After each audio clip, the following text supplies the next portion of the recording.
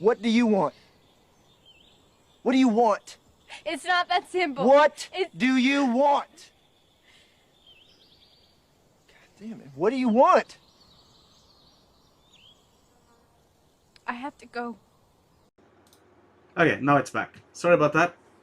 So, I've been having this issue with sound. Yeah, I think now you can hear me. Sorry about that. I've been having this issue where my sound card kind of like goes to sleep and then it's kind of like gone. So, not really sure what's going on there. So, sorry about that. Like, it keeps breaking my sound card. I probably need to upgrade the drivers or something. So, welcome everyone. I hope you've enjoyed this wonderful intro from G.I. Joe. G.I. Joe is one of my favorite shows ever. You know, like it's literally when I was a kid, I had like hundreds of G.I. Joes, hundreds of these little toys. And unfortunately, I couldn't watch the TV show because the TV shows didn't really exist in Portugal. So, but thank you so much for being here, and thank you so much for. There's so many people watching already. There's already 100 people. Thank you so much for being here. I'm pretty much assuming that a lot of you are here because you're home, like me. We are all home. So, I would like, even before I start this stream, I would like to, of course, give my best wishes to everyone that is in lockdown at the moment. I am very sorry if you've been affected by the coronavirus. I also am very sorry if any of your loved ones have been affected or if you've lost someone dear to your heart because of this. I really, really hope that you can recover, and I hope that you are okay. That's why we're doing these streams. Like, we're doing these streams so that we can all kind of get together. Now, I normally do these streams on Sunday. I do apologize I didn't do it last Sunday. The reason I didn't do it last Sunday was because I had a couple of family problems and I couldn't really do the stream. I am so sorry for that. But you know, we are here today. We're not doing a stream tomorrow, of course, since we're doing it already today. I kind of figured, you know, since my Kickstarter is going to be over tonight, it's actually 10 hours to go to finish the Kickstarter. I kind of figured maybe let's do a stream today and we can do some compositing. We can talk about the course as well. We can also talk about visual effects. I wanted to review some showreels as well. And not probably one of the reasons why a lot of you are online is because we are going to give a giveaway. So we are basically going to today, to celebrate the huge success of the Nuke Compositing course 3.0, we're going to give away 2 basic courses to someone on the chat. So don't worry, we will do 2 giveaways. We're going to do one probably mid-stream, I would say, around the middle of the stream. I would say probably in about 1 hour and a half or 2 hours, we'll do one giveaway. The only thing you need to do for you to be possible to get this course for free would be to just be on the chat and talk. And then we're going to give a final giveaway at the end of the stream. So once we finish the stream, we'll give a second giveaway. So basically it's going to be 2 free copies of the Nuke course, the basic course, not the full course, just the basic one. Now, I would already say, I can see a lot of people on the chat. Thank you so much for being here. So many of you already know you. Thank you so much for being here, and I hope you're all very well on this lockdown. There's already 90 people watching. Now, I would say one thing. I know some people on the chat already are my students. So if that happens, unfortunately, I am sorry. I can't really give you the course again because you're already on the course. So the only thing I can give you is, like, I can give you a t-shirt. You know, that's better than nothing, I guess. I am so sorry about that. But if you're already on the course, like, I can't really do much about it because you're already part of the course and you are already part of making this possible. So thank you so much. You'll have my internal gratitude. So that's the thing. So sorry for that. You want a mug? That's fine, Kaiser. If you win, I'll give you a mug. I am so sorry. I still need to send the t-shirts and the mugs to the people that when I did the 1-year anniversary. I'm so bad at this. I'm so bad as a Twitch streamer that I didn't even send the t-shirts or the mugs yet. It's stupid. It's terrible. I am so sorry about it for that. I try my best, you know, try my best. Now, don't forget that we have an automatic moderator, okay? Because I'm going to do because I'm going to do the giveaway, I have to have Nightbot on, okay? Just a little bit So more to the left. be a bit aware bit that more to the Nightbot right. is a bit sensitive. Okay, so if you put a lot of messages all in one go, it's going to probably not like it. So I can see there's quite a lot of new subscribers as well. So it's probably time for me to kind of like give the shout out to all of you, because you've been so amazing of being actually a subscriber and everything. So I'm actually going to, let's see here. Sorry, I probably have to, no, that's correct. You probably heard it. Okay, so the alerts. Okay, so anyway, I'm gonna give some thanks to some new subscribers. So thank you so much to John Shooter. Shooter, that's the name? Yeah, John Shooter, for the subscription on Prime. Thank you so much, John. Much appreciated for you to be subscribing like this on my channel. Thank you so much. And of course, this goes without saying, just like John, if you want to support my stream or support Hugo's Desk, you can be a subscriber to my channel. It's completely free if you have Hugo's Desk. Don't forget that. Sorry, if you have Amazon Prime. So if you have Amazon Prime, it's free for you. You know, you actually don't pay anything. So also, I would like to thank Petit's Hours for the follow. I would like to thank Sajad Mamun for the follow, Daniels Klein for the follow. I Love My Girlfriend has subscribed for 7 months. Thank you so much for that. I Love My Girlfriend. He also left a message saying, hell yeah. I guess you're excited about the new course. Also would like to thank Christian Casas for the follow. A lot of people now starting to follow. Thank you so much also to Tango MD for the follow. Thank you so much to Ludo VFX Coaching for the subscription. I guess this is Ludo from DNAG. Thank you so much for subscribing to my YouTube channel, Ludo. I've been really enjoying your streams, and I've really been enjoying your YouTube videos. Thank you so much for subscribing to my YouTube channel, Ludo. Much appreciated. I'd like to also to thank Elder Flame for the follow. I'm assuming Elder is a flame artist, probably. And I also would like to thank Luke Todd 76 for the follow. There's so many followers now. Also, thank you so much to Skill MTN for the subscription on Prime. Much appreciated. I am sorry if I am butchering any of your names. Okay, I'm trying my best. Okay. So, by the way, for those of you that have noticed, I have disabled audio on the alerts for Twitch. The reason I did that is because every time we had audio, I would be flagged for music on Twitch on YouTube. So I just removed the alert sounds. You can just see the video alert and not the sound. So I do apologize for that. Also, I would like to thank Paulie Monger for the follow. I would like to thank Loot Todd 76 for the subscription, for the follow as well. No, it's for the subscriber tier 1. Thank you so much, Luke, for subscribing to my channel. I would like also thank Rafael Serrero 07. Just a bit more to the right. And more to the left and more to the right. So Sebastian, thank you so much. And don't forget, more to the left and more to the right. Thank you so much, Sebastian, for the subscription. That's 11 months in a row.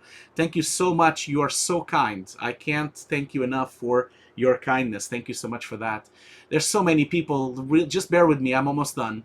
So I also have, I need to put the text bigger because, you know, I'm getting old, you know, guys. I'm getting old. I can't see anything. Let me just make the text a bit bigger. Otherwise, I'm not going to see anything. Oh, look at that. I have a hype train coming. That's great. We have a hype train coming. Just join the hype. Join the hype. You guys I've commented so much now that we have a hype train coming. We're level 1 on the hype train. So I'm just going to continue here. So we also, I would like to thank, let's see here. Where was I? Thank you so much to Amit Kamur for the subscription on YouTube. Thank you so much to Alexandro Hurtado Sierra for the subscription. More to the left, more to the right. For the subscription on YouTube as well. Thank you so much to Lucky Viewer subscription on Prime. You guys are really going for it. I can't hear the alerts myself, but I know you can hear it. But I need to kind of like switch it on. Otherwise, I'll never heard them as well. To the left. No, there you go. Now they're on. Right. Now I can hear them as well. So also thank you so much to, let's see here. Just a little bit more Thank you to so the right. much to Just a Eder little bit more to Mongol the for the left. resubscription Prime Just 2 a bit more months. to the right. Thank you so much to Ellering for the resubscription tier 1 of 6 months. Thank you so much, Ellering. Much appreciated. Sebastian already said subscription for 10 months. Also, Kate Ike for the subscription Prime. Kate AK, I guess that's the name. Mani Sankar for the subscription on YouTube. And then I think I'm done because this is already so much. And now, just as I was talking, Stefano Bagnoli has subscribed to Prime, and thank you so much for that. So thank you so much. Like, you guys are amazing. Like, we already have 120 viewers here, and I can't thank you enough for all this extra love. So as I said, today we have a special stream. We're gonna, first of all, we're gonna basically, I'm just gonna jump into here. We're gonna basically offer 2 free copies of this course. So as you know, my online course, my Kickstarter course for Nuke, this is the complete Nuke compositing course we're doing. It's the version 3 of it. And at the moment we broke all the goals, all the stretch goals, and we have 10 hours to go. So we're going to give away 2 licenses of this course to 2 viewers of this stream. We're going to give them the pledge, the 500 pounds pledge, which is the Nuke course. Now we've already reached all the stretch goals, and so the stretch goals now, we just reached the 100k, which was a professional shot for your showreel.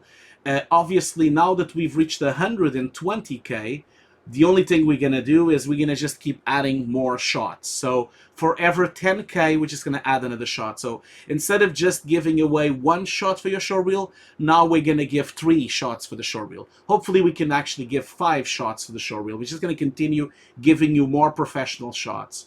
And basically, also, by the way, one of the shots is going to be this one. So one of the shots I'm going to give away on the course will be this shot here.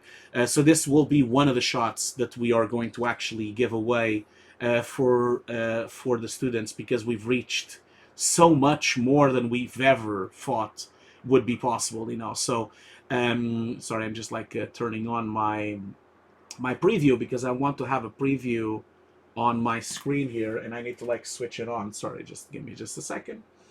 Otherwise I can't see what I'm doing. Monitor 2, sorry. I was just like putting like my preview here, otherwise I can't see really what I'm doing. So enable monitor out. So now we have monitor out. Cool, that's perfect. Okay, cool. So yeah, just like I said, we are going to give away this shot as well, not just the shots that we already promised, but also this shot as well. So which is going to be cool. So without further ado, let's just kind of get started. There's quite a couple of things that I want to do today. So not only we need to do some compositing, but also last time we didn't finish all the we didn't finish the reviews of the showreels, and I know a lot of you were really expecting to do some of the showreel reviews. So I'm going to just jump from one thing to the other. We're going to be here for quite a while. We're going to be here for several hours. So I'm going to start by doing a review of one shot, and then from there we are going to move on the compositing. Okay, so bear with me, because I know a lot of you wanted to have their shots reviewed. So I'm gonna go through what Linny posted here. So I'm going to just go through here. I can't completely remember which one. Oh, look at that, we've just received the level 1 hype train emote. That's great. So now we have one new emote for that we can actually use. This is the first time I'm actually still looking into this, but yeah, we now have a new emote. So the review, I'm gonna just go back into the list of all the reviews we got, and I need to go back in the list, because we had so many that I can't even remember where I was. What was the last one I did? What was the last one I did? Come on, Lindy, you need to help me here. What was the last one I did? I can't remember what was the last showreel I reviewed. We're going to start with that one, but I can't. Maybe I need to go in and just scrub through my last video, because I can't remember By the way, log to Lynn, of course, she's always our moderator. Don't forget to say thanks to her. She's always so helpful on my stream. What was the last one? The ones reviewed that have been deleted. Oh, okay. Okay, cool, cool. Oh, excellent. Thank you so much for that, Linny. So Linny was very kind of deleting the ones that I already reviewed, which means... Oh, I'm already doing things here that I shouldn't have done. I'm adding, because I was clicking on my mouse, I've added things that I shouldn't have added. So let's just do that. Sorry about that. Yeah, there you go. So we are now all good. I just need to switch this to 4K. And we're good. Okay, cool. So if she's deleted, so let's see here. So, okay, we're gonna start by Alan Robinson. So, just like last time, I am going to only review the show reels of people that are online on the video, on the stream here. So, I wanted to ask people here if Alan Robinson is online. If he is, please let me know. If he's not, we'll move around to the next stream, so to the next link. So I'm gonna just like put his show reel on the screen here. So could someone tell me if Alan Robinson is actually here? So that's Alan Robinson. Is he here? If he's here, I can do his review. If he's not here, then you know, like I'll just move on to the next one. You're here? I'm here? Okay. So Chromaflux. Is that you, Chromaflux? Chromaflux is Alan Robinson? Is that it? Is that correct? Okay. I might move the... We have so many alerts now that I think I'm going to move the alerts to the corner because we're getting too many alerts on the front of the image. So I'm going to just put it on the corner. Okay, so Chromaflux is Alan Robinson. So Alan, I'm going to go through your show reel and then we're going to review it. Now, keep in mind, Alan, I am going to put sound on your show reel now, but if you have a music that has been flagged by YouTube or Twitch, when you watch this stream again, the music won't be there. Okay, I just wanted to let you know. So I'm going to just put just the video, and so...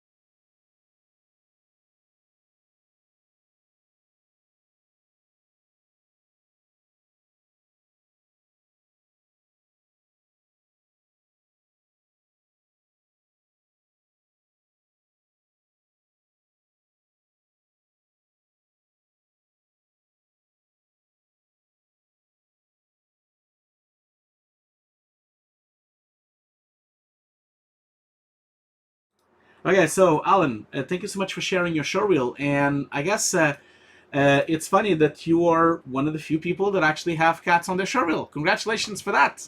Congratulations, really. More to the left? No, a little bit. A little bit more to the left and a little bit more to the right. Thank you so much, Olga, for the subscription Prime. Much appreciated. Just a little bit more to the left. Just a little bit more to the right. Just a little bit more? Just a little bit more to the left. I'm going to lower the sound Just of that a bit thing. more to the right. Just so it's a bit easier for us to kind of like understand what we're talking here. So, Alan, I don't really have much to say. You have very professional shots. You have the setting extension, you have cleanup keying, display comp. It's a shame that you don't have breakdowns, but I'm assuming you probably weren't given a lot of breakdowns. That's probably one of the reasons. So, Alan, can I ask you this? Are you already working? Are you currently working? Or are you just trying to look for work? What's the deal here? I have some stuff to say about that shot, though. But the rest, you know, they're very professional shots. I probably... let's see here. I'm going to just start for the first one. So first one, as you said, set extension on cats. Unfortunately, there's no breakdown, but it looks pretty flawless. There's not really much to say. I think you did really well on putting that in. Oh man, look at this. This is so disturbing. There's like the little balls on the cat there. It's just horrible. I hate this film. Like, it just looks really, really horrible. It doesn't look good at all. So, so that shot is cool. Then this one says cleanup keying the spill in comp. So I'm assuming you did the key. I'm assuming it's like a green screen car. I'm assuming. It looks fine to me, although the only thing I would say, though, when I look at this shot, you know, are you looking for some remote work if you can get your hands on? Yeah, of course, of course. We all are, I think. We all are. I hope you have a lot of luck on that, of course. So the only thing I would say is that I don't know if this was like a VFX supervision, someone giving you feedback on this, but it kind of seems to me like the depth of field outside is a bit fake. And the reason I'm saying that is because it doesn't really look like it actually has any depth to it, into the sense of objects that are closer and to objects that are more far away. I just have a little feeling that it's a bit too defocused, because if you look at him and then you look at Al Pacino and the door is so sharp, I would assume it would be slightly more focused, but I'm not sure. You know, it looks to me like maybe it was shot like that. It could be. Maybe it was shot like that. I don't know. It just looks, there's something strange, something fishy going on here. But, you know, it doesn't really matter.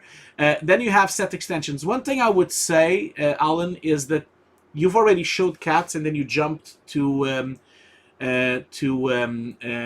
this film, and I think it would be probably easier for someone that is watching your showreel to have both shots together, you know, because it usually tends to be easier for recruitment and also for people that are watching your showreel to actually understand all the productions together, you know. So I would put all cat shots together, and then I would put the Irishman shots together.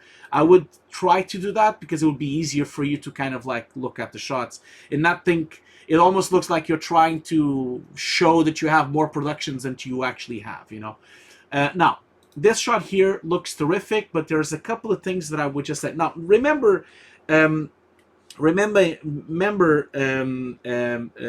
I'm being extremely picky. Okay, I'm being super picky because your show really is really strong. I'm just kind of like being very picky because I don't really have much to say.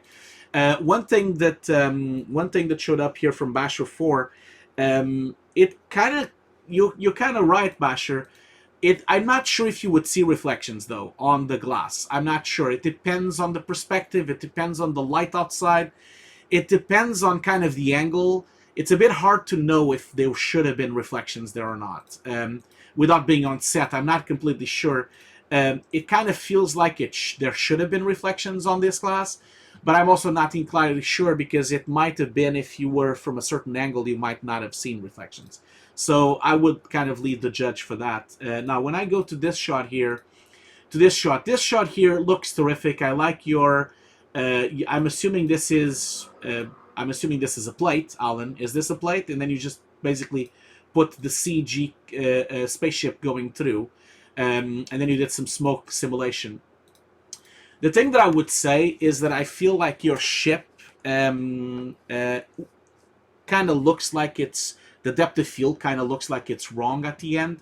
Because if you think about it, the ships, also the black point on the ship looks a bit off. So if you look at the black point on the footage, okay, I'm not sure if this is a footage or if this is CG. I'm assuming this is CG. Oh, Basher is saying not on the glass, but on the chrome frame of the car. Let me just double look here. Maybe Basher saw something I didn't see. Oh, you mean well, Basher, it depends as well. I mean, the chrome of the car wouldn't pick up reflections from the outside. It depends on the angle. These reflections might not be... They might be correct anyway, because you just see the white sky. It's a bit hard to tell, you know. They could have been correct. It's a bit difficult to really notice if they would move or not. Also, I'm not sure if it would have been kind of like a bit distracting, you know, because it would have probably really distract you to see moving things there. You all have to understand here on the stream, like a lot of times there is like feedback that happens because clients didn't like something. So not every time the feedback relates to something that it looks better or not look better. Sometimes the feedback comes from, like things that people didn't like. That's the thing. That's the issue. So I think a lot of clients I've had in my past, in my experience, they don't like something, and I can't convince them. Even if I tell the client, oh, the depth of field should have been this, or the depth of field should have been that. When I do it, and imagine that it's really real, the client might just say, oh, I don't like it. I just don't like it. And they're just like, I don't like it, and I don't want it like that.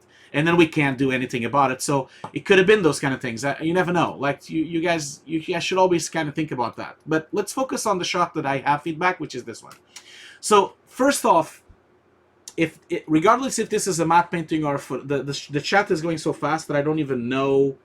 I don't even know if if you said matte painting, Alan, or if you said CG. Did you say matte painting or CG? Can't really tell what you did there. Let's see here. Maybe Alan can share some light on this. Is this a matte painting, or is this actual plate, or is it CG? It looks incredible if it's CG, but I think it's a plate, right? It's probably a piece of stock footage that you bought, probably, Alan. Come on. Oh, it's a plate. Okay, cool. So if it's a plate, then, Alan, I would say that you're a bit off on the black point. So if you look at the spaceship, the black moment here of the spaceship, especially the top of the spaceship and the really dark areas of the spaceship together with these little parts of black, they don't really match up with the black levels of your plate. So as you can see, your plate is extremely contrasted. It's very contrasted, which means if it's contrasted with these kind of black points, you should have the same black point on here. Now, obviously, I don't have Nuke here on this shot. If I had Nuke, I would have lowered the f-stop and the gamma and show you. As soon as you start messing around with the gamma slider, on the viewer of Nuke, you'll see the black point immediately, and also the f-stop as well. That's kind of the trick, really, for you to kind of match it up, and so I can go back into Nuke and kind of show you what I mean. What I mean is this, like obviously this footage is not really the best footage to show you this because it's so dark. But what I mean is this, like as I move on the gamma slider, I can kind of see where the black point and the white point is. And when I move the f-stop as well, I can kind of see how the dynamic range of the image behaves, which means that way, then I can judge where the CG should look like. So if I look, for example, at here, because this is just a slab comp, you can clearly see that I have not done correctly the black point. Because if, for example, look in here to this area here, so if I, for example, open up the gamma here, you can clearly see that the black point of the hat, which is roughly like that, doesn't really match up with the black point of the eye, because the monster is a bit too contrasted compared to the rest. So you see, shadow areas here have quite a lot of gray, and then the eye of the monster still has quite a lot of blacks. So you kind of have to match these two by using the gamma sliders and also using the f-stops. So that's what's missing on this shot. I feel like on this shot, you have a bit of a black point problem. The other thing that I would say is that I also think that your depth of field is a bit wrong. So if you think about it here, you see that your spaceship is completely defocused already. It's like really defocused. And when you look at the plate, the mountains are super sharp. So this mountain, for example, where I have my mouse, this mountain actually is closer, more far away from the camera than the spaceship. And the spaceship is more blurred than that mountain. If you look closely, you should really never be that defocused, because if this mountain here is still sharp, the spaceship would still be sharp.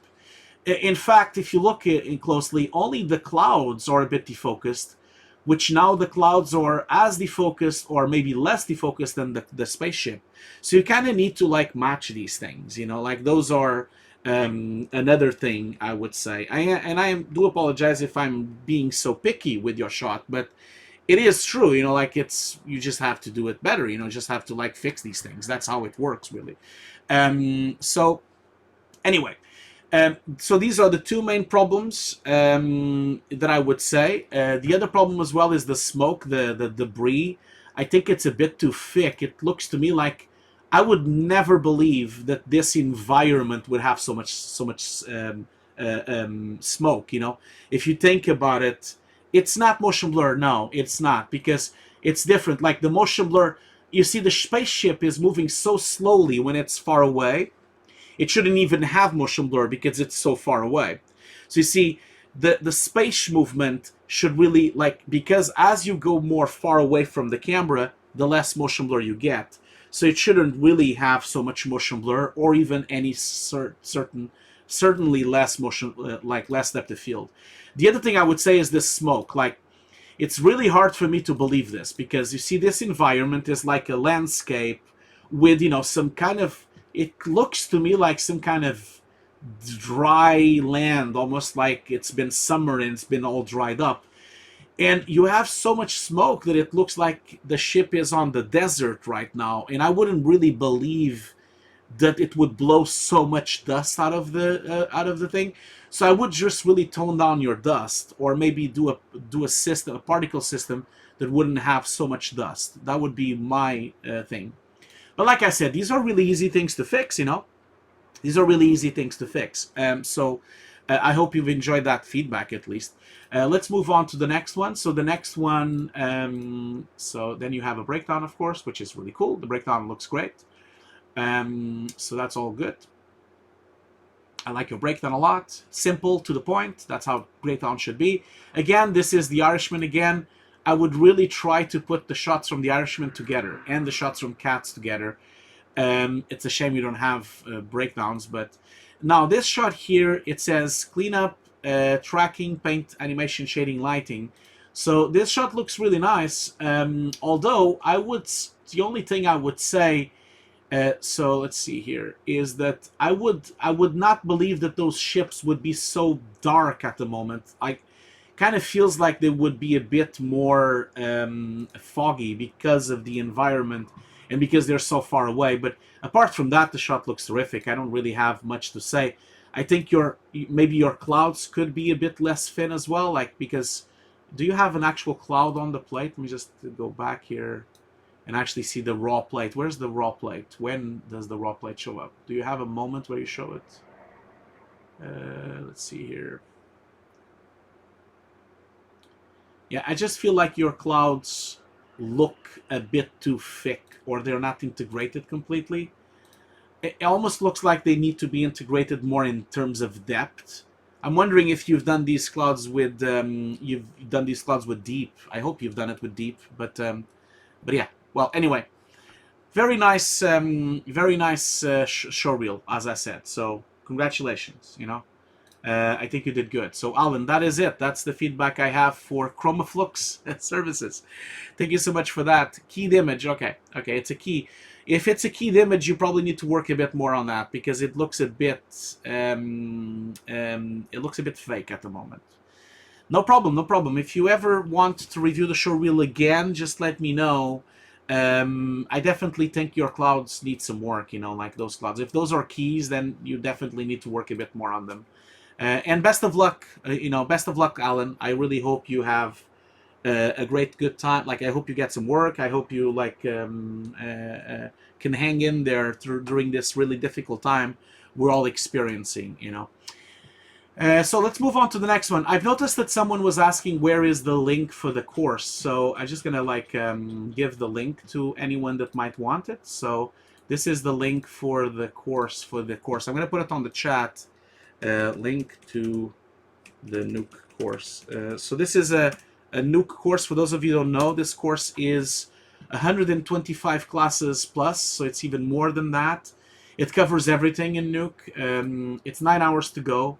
And currently, if I show you really quickly here, where is it?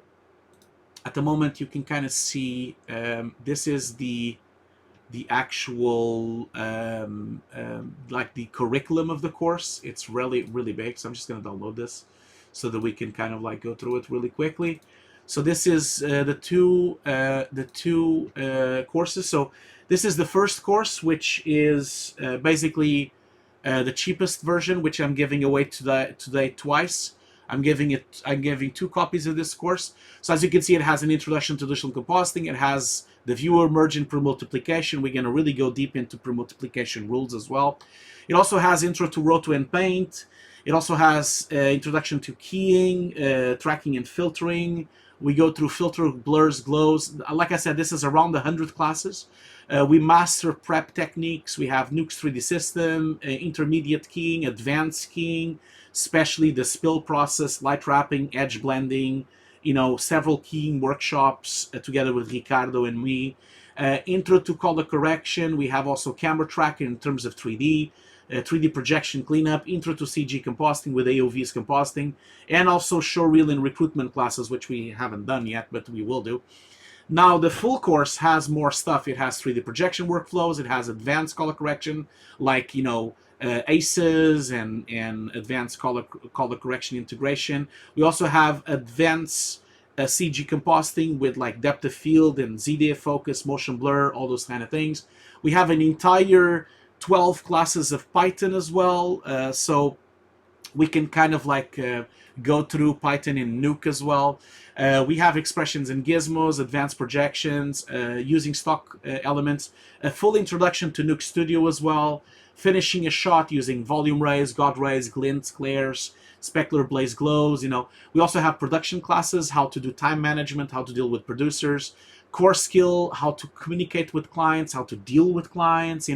We have all these things, how to deliver dailies, how to do QC, and of course an introduction to F-Track, for those of you who don't know. So this is a very big course. It takes like a long time. We've been doing this course for 2 years now.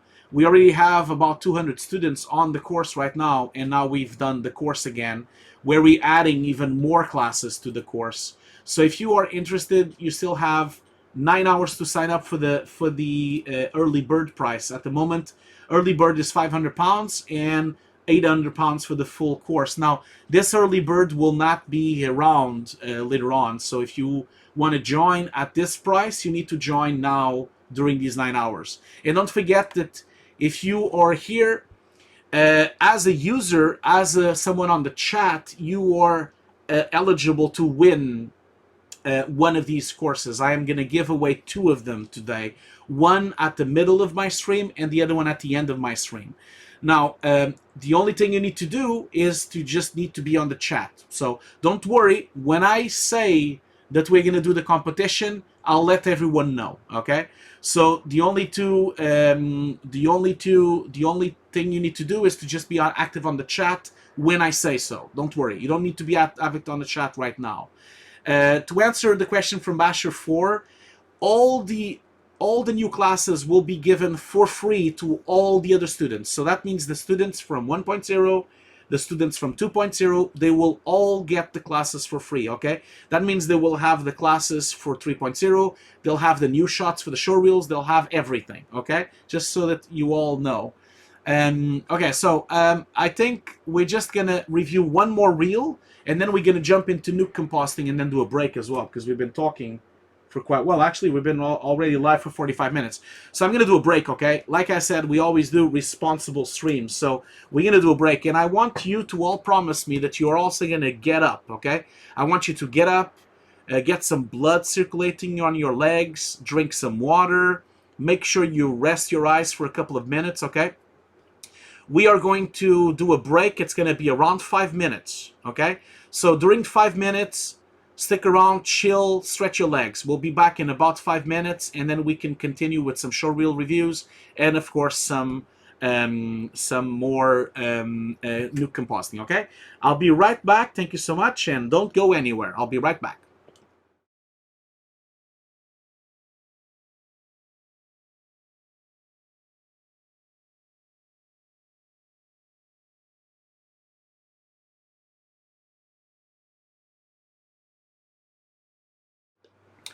Okay, I'm back.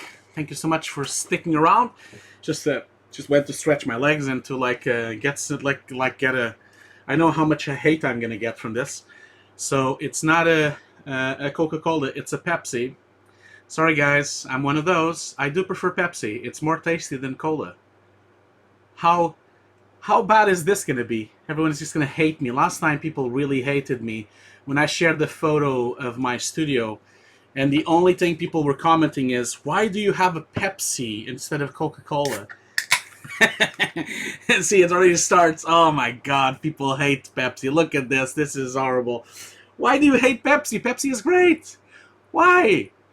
Ah, God, no sugar. Yes, no sugar, no life. That is correct.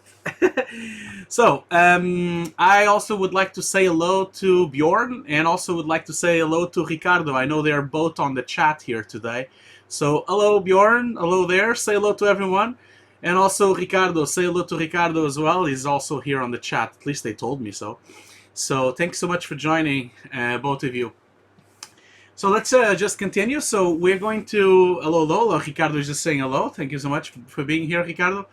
And Bjorn is also here somewhere. So I think he hasn't said yet. The chat is going so fast that I can't even I can't even catch up. So let's do another review, and then after we do the review, we're gonna jump into Nuke. Okay, so let's do one more review. I'm just gonna scroll down here. So thank you so much, Lenny, for posting all these links now. Much appreciated. So I'm gonna go all the way up here to the first ones. I started with Alan's reel, and I think I did a mistake. I don't think he was the first one. Maybe oh no, I think Lenny removed it. I think probably that was what it was. So I'm gonna try Noah Catan. Let's see if we can find Noah Catan on the chat. So just gonna like jump into this thing here. And let's just jump into Noah. So Noah Catan, is he here? Are you here? Oh, I'm Owen? Noah? Okay, cool. Well, congratulations, Noah. You're here. Again, let's all thank Lenny for helping me so much. So I'm going to give thanks to Lenny for all the support. So thank you so much, Lenny. Let's all say thank you to Lenny for helping so much on my stream. She's the moderator, and she's always giving me all the links separately and always controlling the stream here. Thank you so much for everything, Lenny. You are amazing. Thank you so much.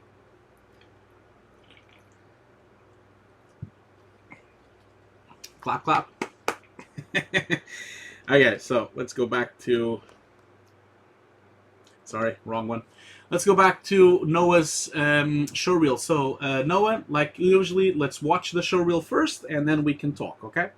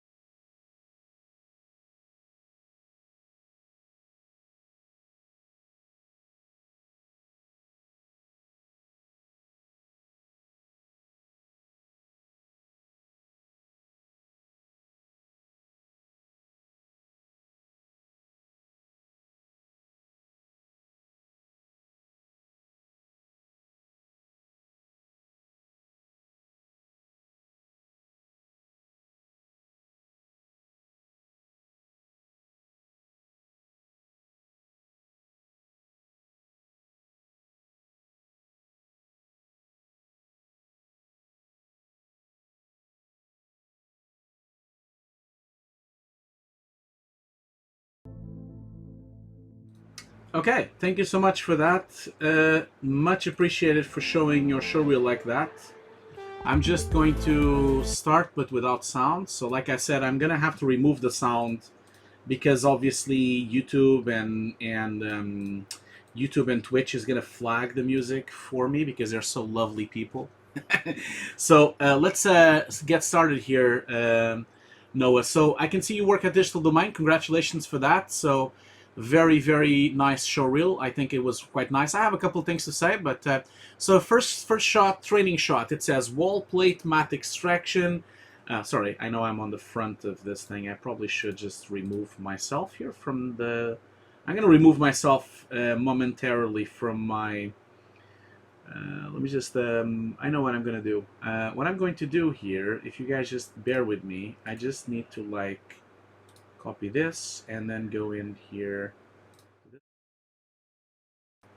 There you go. Now I'm here and it's full screen. Sorry about that. So, first shot from this little mine training shot: wall plate, matte extraction, CG, and matte painting integration. So, let's just go through it again.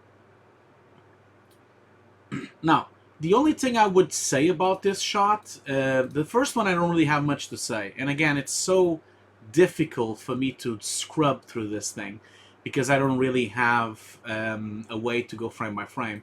So the first thing I would say is that it looks a little bit fake to me, Noah, this thing going on the back here. And I'm assuming you had the matte painting on the back there. So why do I say this? I say this because if I look at this town here, I can kind of see that it's all sharp, super sharp. Everything is super sharp. The wall is sharp. Everything is sharp. And then at some point, don't worry, guys. The giveaway has not been done yet. Okay, I haven't done the giveaway again. So don't worry. We'll be fine. We're gonna do the giveaway probably in about an hour, the first one, and then the other one at the end. Okay. So, like I was saying, on this shot, I would say that I think this is a bit fishy. I would not believe that we would have so much depth of field going on these mountains on the back here. I just feel like this would not really occur.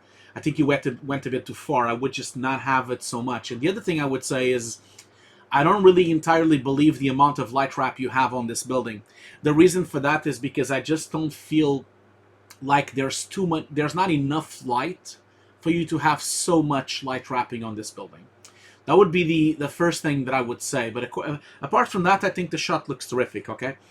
By the way, Noah, who were you on the chat? I can't remember anymore because you weren't called Noah on the chat. What's your name on the chat? Let me just see if I can find you again. Where are you? Where are you, Noah? Okay. You are okay. Dwarf Marine. Okay, that's cool. Dwarf Marine. Okay, so Noah, sorry about that. I was just like trying to find you. I couldn't find you. So that's the first thing I would say for that shot. And also Dan has a point as well. The blacks on the wall is too blue. That's for sure. Like the black levels are not really correct, and especially if you look at the black levels on everything else, it's really not completely done. So I think you have some work to do here, Noah. Especially if it's a training shot, I'm assuming you still have some, you can actually do some stuff, on the shot. So let's now move on to the next shot. So in here it says training shot, man in bridge, blue screen extraction, background integration. So the first thing I would say is that I think your integration for the background looks fine, but I do not believe that this key would be this sharp. As he moves up and down, I actually see black edges around his hat. I see black edges around even here. You see, I can kind of see that there is definitely black going on here that shouldn't be here. Because if this sky is transparent and blue, if this sky is blue, you would never have this kind of dark gray around the hat, okay? So that's the first thing you need to kind of fix. And this, my friend, is very easy to fix. You just have to, like, basically get your key and then use an edge extension. So pick up the edge extension, you can then erode in and then extend the edges out. And then after that, I think you should add motion blur because your motion blur looks a little bit too sharp. Like, especially if I go up and down here, you see, we always have these black edges, these gray edges around the whole thing. Especially here, see here? That shouldn't be there, this shouldn't be there. You just have to kind of work on these edges and literally maybe work on eroding them and then extending them and definitely applying a better motion blur because if you look at how much motion blur you have on him and then the lack of motion blur on the hat is really not working, okay? So you need to kind of match motion blur on both. That would be what I would say here. Let me just continue on. So again, I hope you don't get upset about my tips and my feedback. I'm always very harsh on feedback. The reason for that is because if you can't do it, like, it's not going to work. You need to, like, do it as best as you can. So that's why, Okay, so let's move on to the next one. Dan is giving another tip here. What you can do as well is use the edge blur and use a tint. That's true as well. That's true. Dan has a point here. His technique would definitely work as well with the edge blur and tint to tint the edge to the sky. That would also be one way to do it. I usually do that. I usually don't do what Dan is suggesting. I usually do eroding and edge extension, and then I add a fake 2D motion blur on top. So that's would be how I would approach something like this. Let's move on here. Sorry, I was just like, oh yeah, everything was fine. So this one here says all aspects: clean plate, match move, CG integration, lighting, reflections on glass. So first of all, your cleanup looks pretty good. I'm just not completely sold on your CG. First of all, if you look at here, I think the CG looks okay. It's a shame, by the way, that you put this black line on the bottom here, because you're basically covering too much of the shot, you know? I really wanted to see the whole shot, and especially I wanted to see the CG integration on the arm here, and I can't because you've put this black line and you put the text on top. So what I would recommend you is I would put these texts much smaller on the corner and maybe even remove these two bars, because the bars are really not helping you. I mean, it works on this shot, of course, because you have black bars from the 245 aspect ratio. But on this one it works, but it doesn't work on that dude with the hand because you're covering the shot. So what I would, if you don't want to cover the shot, like, then you can just move the shot up. You know, you can just like move the shot up, and then you can not crop the bottom. So now, one thing I noticed immediately was that the glow, like if you look at this, this is like almost like a dusk scene, you know, like it's almost nighttime at this stage. I feel a bit weird that you guys can't see me. Sorry about that. I'm just gonna put myself back here because otherwise you guys can't see me, and I feel like weird that you can't see me. Just gonna put myself on the little corner here. So the first thing I would say is that this is a dusk scene, right? And so when it's dusk like this, any light that would exist on the shot would actually be quite powerful. It would be actually quite luminance, especially if you look at the way the lights on the cars work. So you have a really nice nice diffuse glow here happening, and you actually put it on the reflections on the glass, but where's the light interaction? I feel like this light is so powerful that it would actually hit a little bit on the shirt. It would definitely light up a little bit of your neck, and would definitely light up a little bit of your face. Not a lot, okay? It would just be a little bit, but you would definitely get a little bounce of light. That would be definitely true. So you need to be careful. You need to kind of work on that, okay? And now regarding the rest, like obviously I can't really do f-stop and gamma going up and down on the shot. It looks like the black point is correct. It looks to me like it's correct, but I'm not completely sure without actually having to do the sliders. But it looks good to me. I think it does. One thing I would say though, like this is of course a design thing. It's a design opinion. It's not really, has nothing to do with your CG or the ability of the comp. It's a bit strange that your arm is this long, okay? So your arm is actually going all the way down here, and actually it's showing up here. And then your CG, for some reason your CG arm is so much smaller. So if you think about it, why would you put a prosthetic that would be smaller than your original arm? I would always believe that whatever you put a prosthetic on, the prosthetic would be just as long as the original arm that was there. Otherwise, if it's not as long, think about this, then you can't really scratch your nose or touch your head as you should, or even like be able to touch your feet, because your prosthetic is so short that it wouldn't be able to like touch and do certain things that you can do with your arms as well. The other, and if that's the case, then as well, if you look at the way you film this, there is a substantial amount of depth of field going on here from the back to him into to the hand. So I would say that you should pick up a bit of depth of field on the CG. It's really not picking up anything. Almost looks like it's so sharp that a bit too sharp. And like I said, like, you know, Dodge has a point here. He's saying how, you know, no, not Dodge, sorry. Yeah, CG Rockstar saying maybe it's homemade, maybe it's like scavenging parts. That's right, Sajal. It's right. You know, you're right. It could be scavenging parts, but that's why I said on the beginning, this is not really a comment on the compositing or the ability of the VFX, but it's more like a comment on how in terms of a design this would be done. That's really the only thing I said. Now this shot here says training shot, man extraction, no blue green screen, CG environment, and matte painting integration. So it's so quick that I can hardly see a problem. I think it's all fine, but it's very hard to tell. I think it is. Like, the edges look good, the motion blur looks good to me. Kind of looks like you've done a really good job there, so I don't really see any immediate things right away. Obviously, I would like to do frame by frame, but I can't really because it doesn't work on a Mac, the shift thing going. It only works like forward. It doesn't work back very well, so, and it doesn't really go frame by frame. So then we have this one, the dog.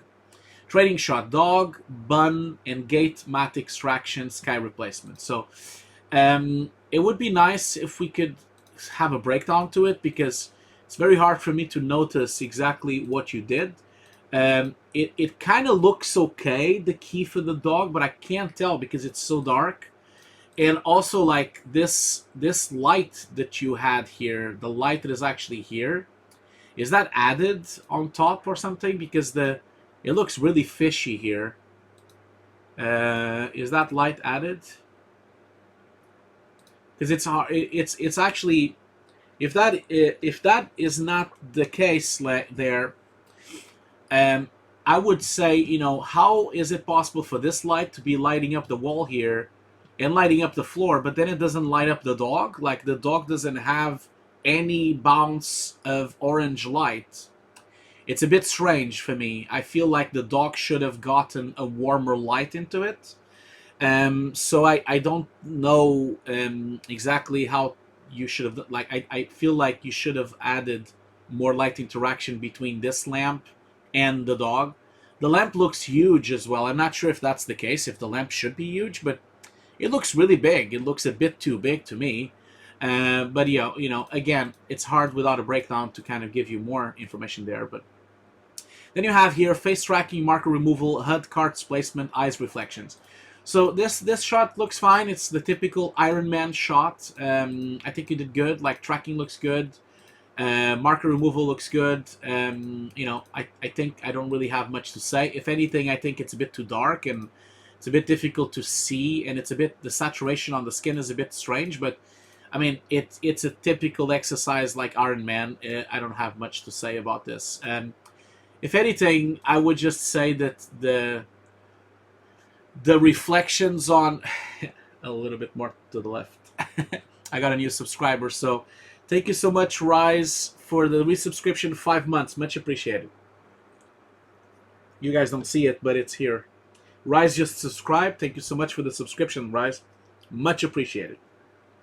Much appreciated. I switched off the alerts, sorry, on this video because we were just reviewing.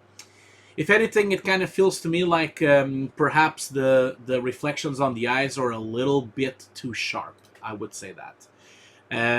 We're almost done. So then in here, Eat Vision, Look, Dev, Eye, Veins, and 2D Elements. A lot of things going on here. So the veins look a bit strange to me. Obviously, I can only catch them as a glimpse in here. And I think they look strange because they don't really look like the rest of the body. If you look in here, the body has quite a lot of motion blur and blurriness in all because he's moving so much on his face. He's moving down. But yet your veins are not picking up the same amount of motion blur. If you look at the ear, if you look at the nose, if you look at the eyes and the mouth, you're picking up quite a lot of blur everywhere, but then the veins are super sharp. So you have to kind of like bring these veins into the same level of motion blur for it to really work. And then, of course, the light happens. I have not much to say about this. You know, it's just a typical effect from, you know, like from Heroes or from a superhero movie. It's okay. You know, it's not the typical effect that I would want to see on the showreel, I would say. I mean, these kind of shots are not very indicative of your talent as a compositor, because these kind of shots are a bit, you know, mundane, and there's so many tutorials about shots like this, and there's so many people that have done shots like this on their showreels. So I don't think you should focus too much on these shots. If you want to be a compositor, you want to focus on having green screens and roto and paint, and not really waste a lot of time on these kind of shots, especially because it's not very well made at the end. You know, for example, these rays, if it would have hit the building, it would have never leave the trail with this kind of red and yellow. It would probably leave a trail of broken, you know, you would have seen the cracks on the building, and you would have kind of see some smoke, black smoke, and maybe even some broken tiles inside the building, and we don't really see them. The other thing as well that is not working for me is that you have an enormous amount of motion blur on the shot. You see, I see motion blur on his face, I see motion blur on the rays, the windows are super motion blur, but then your scattered particles, like the stuff that is just on the, you know, the stuff that is just on the air, like the what's the name, the debris that is flying through the air, is looking really fake, you know, because it's not motion blurred. You really need to put motion blur on this debris as well. So I would say that I think it's missing that. And then in here again, this is really not realistic at all. Like, it would never be this kind of red. It just looks a bit strange to have a black edge and a red edge and then a yellow edge. It would never happen. This would never happen. I think you should watch how heat actually melts buildings and how heat and fire actually melts stone. It doesn't really look like this, okay? So I think you need to kind of, and the glass also looks weird as well. This glass is just like kind of semi-transparent. Again, it doesn't pick up any motion blur. I just think this shot is really bringing your showreel down. I would remove this shot from your showreel. Unless you really want to redo the whole thing, I would completely remove it from your showreel. I just don't think it's good enough, you know. The veins are not looking good. The everything else is kind of a bit broken. Now, this one of jumping is okay, but again, I would not focus my attention on doing shots like this, because these kind of shots are not the kind of shots you're going to be hired for, okay? You're always going to be hired if you do shots that are realistic in terms of invisible visual effects. Now, Sajels from CG Rockstar here has actually posted a link there with broken bricks. It's quite nice, so maybe have a look at that, of what Sajels is posting there. And then in here, skull integration and smoke elements. Let's have a look. Yeah. So you have quite a lot of problems on this shot. So again, you see, here's the problem, Noah. You started so well, you know, like you started so well with really nice shots, with this shot, which just has this little small problems. This shot has just the edge problems. You started really well. Then this shot only has the light interaction issue. And then the rooftop shot also looks terrific. But then it kind of starts losing quality, your showreel, and you have to be careful with that. You know, like, as soon as you get to the dog, this looks a bit fake. The whole thing looks a bit fake. The dog looks like it's been shot with a different lens from this matte painting. So that looks a bit fake in terms of two lenses. Also, the light interaction is not really there. And then as you go into the HUD, this doesn't look really that impressive, to be honest, as a compositor. And then once you get into the laser eyes and everything, just looks like one of these like After Effects tutorials, and you kind of want to stay away from that, because the After Effects tutorials are not really good and they're really low quality, and all these kind of like tutorials are really not good, and especially this shot was really finishing really badly on a showreel because the quality of the footage is bad, and then the integration is bad. Like, if you look at it, first of all, this skull is really not correctly integrated into this environment. If you look closely at the rocks, first of all, the rocks and the place where the skull is much sharper than the skull itself. So you have a discrepancy in terms of depth of field. That's the first problem. The other problem as well is you have a discrepancy in black points. you see the tonality of the black point of the rocks on the shadow here, which has this kind of blue tint because of the ocean and the sun hitting it. You have nothing like that on your skull. You know, you're missing the blue tint on the shadows. You're missing a bit of lift on the blacks, and also like it's too sharp for this location. I would also haze up a little bit the skull. And then I saw another problem when you did the roto integrating here. I just don't really trust the tracking. I think it's the tracking. Yeah, the tracking is not... Your tracking is sliding. Yeah, especially on the beginning. Your skull is sliding from the rock. So if you look closely at this rock here, you'll see the skull is actually sliding on the beginning of the track. It's not actually attached completely to the rock, and that's a problem. The other thing as well that you have is, as this person moves in front of the camera, the depth of field is changing slightly on the camera, so you need to match that as well. So again, these last shots that you put, I'm really not happy with them, and I think they really bring down, you know, they bring down the quality of your showreel quite a lot. You need to be careful with these things, you know. So be aware of that, okay? I hope this helped you. I hope this helped you, and I hope you didn't mind all my feedback and all the stuff I said, okay? Really hope it helped you with that. So let me know if this was helpful for you. I hope so. Anyway, let's move on. We're gonna now jump into Nuke Compositing, but before we do the Nuke Compositing, we're actually gonna go and do one of the giveaways. So let's give a giveaway here. Okay, Dwarf, Noah is saying thank you so much. Really appreciate the comments. No problem, no problem. In After Effects we trust, yes.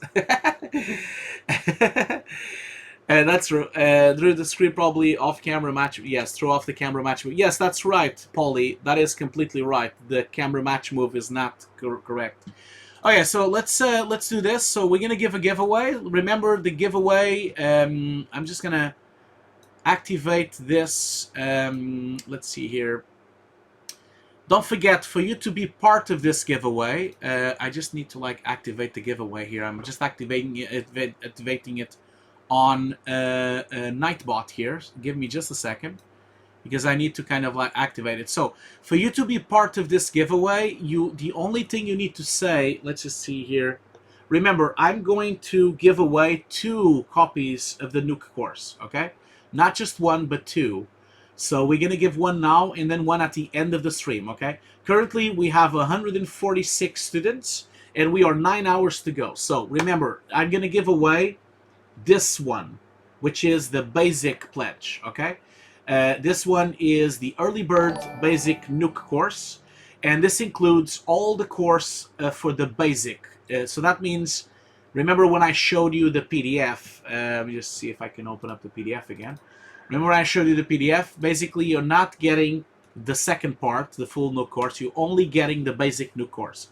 Now, don't forget that if you want to upgrade to the other course, you can do so. You can do so by just paying the extra, okay? So if you like the basic course, you can always upgrade to do full course later on. So for you to be eligible to this lottery that we're going to do now, for you to be eligible to this giveaway, the only thing you need to do is you need to talk on the chat in the last 5 minutes, okay? So don't forget, if you want to be eligible to this giveaway, you just need to talk on the chat. Now, I already explained that if one of my students wins the giveaway, unfortunately, I can't give you the course again, okay? So I'm just going to give you a t-shirt, and that's it. Sorry about that, but unfortunately, I didn't really thought this through. So remember, for you to be eligible for the giveaway, you need to talk on the chat. Come on, let's get going. Talk on the chat as much as you can. Just say hello, say you want to be part of it. And if you are one of the students, don't talk on the chat, okay? Because if you talk on the chat, then you're going to be eligible and you're not going to win it anyway. So we have at the moment 75 people eligible to this giveaway. We have 70 people now. 70 people, 78 people eligible. Okay, I guess we only have 78. We have 160 people watching, but only 70 people are actually eligible. Okay, 82 people are now eligible. We have now 82 people, so the odds are going down. Look at that, the chat is just flying, going for it. Oh my god, oh my god. You guys are just like going for it. So we now have 90 people eligible. We now have 90 people eligible for this giveaway. 90 people. So I'm going to give it another minute, okay? So just give it another minute. Don't forget, if you are one of my students already, unfortunately, you're not going to get this course because you already have it, okay? So we have 90 people now, and I'm going to roll the dice very soon. So, okay, so I'm going to roll the dice. So could I please ask everyone to stop talking on the chat? Because we already have 90 people, and I need you guys to stop. Otherwise, you won't see the result, okay? So please stop talking on the chat. Please stop. Please, could you stop? It's going too fast. Just calm down a bit so that we can do the roll. Come on. Stop, stop, stop, stop, stop, stop. We have 90 people. It's already enough. Everyone is already in it. Please stop talking. Otherwise, we won't see the roll, okay? Please stop. I'm going to now go and do the roll, okay? We have 100 people on it, so it's already locked down. It's no one else is going to... You need to stop the chat a bit. Okay, I'm going to roll it, okay? So let's do it. Let's roll it. I'm rolling it now. Okay, so Statue CS has won it. So Statue CS. Who's Statue CS? Is Statue CS one of my students? Statue CS is the person gonna earn the course for free. So is Statue CS here? Is Statue CS here? Is it? Is he? Are you here? Come on, Statue. Are you one of my students? Because I don't, of course, know the name from Statue CS. Are you actually one of my students? Are you one of my students or not?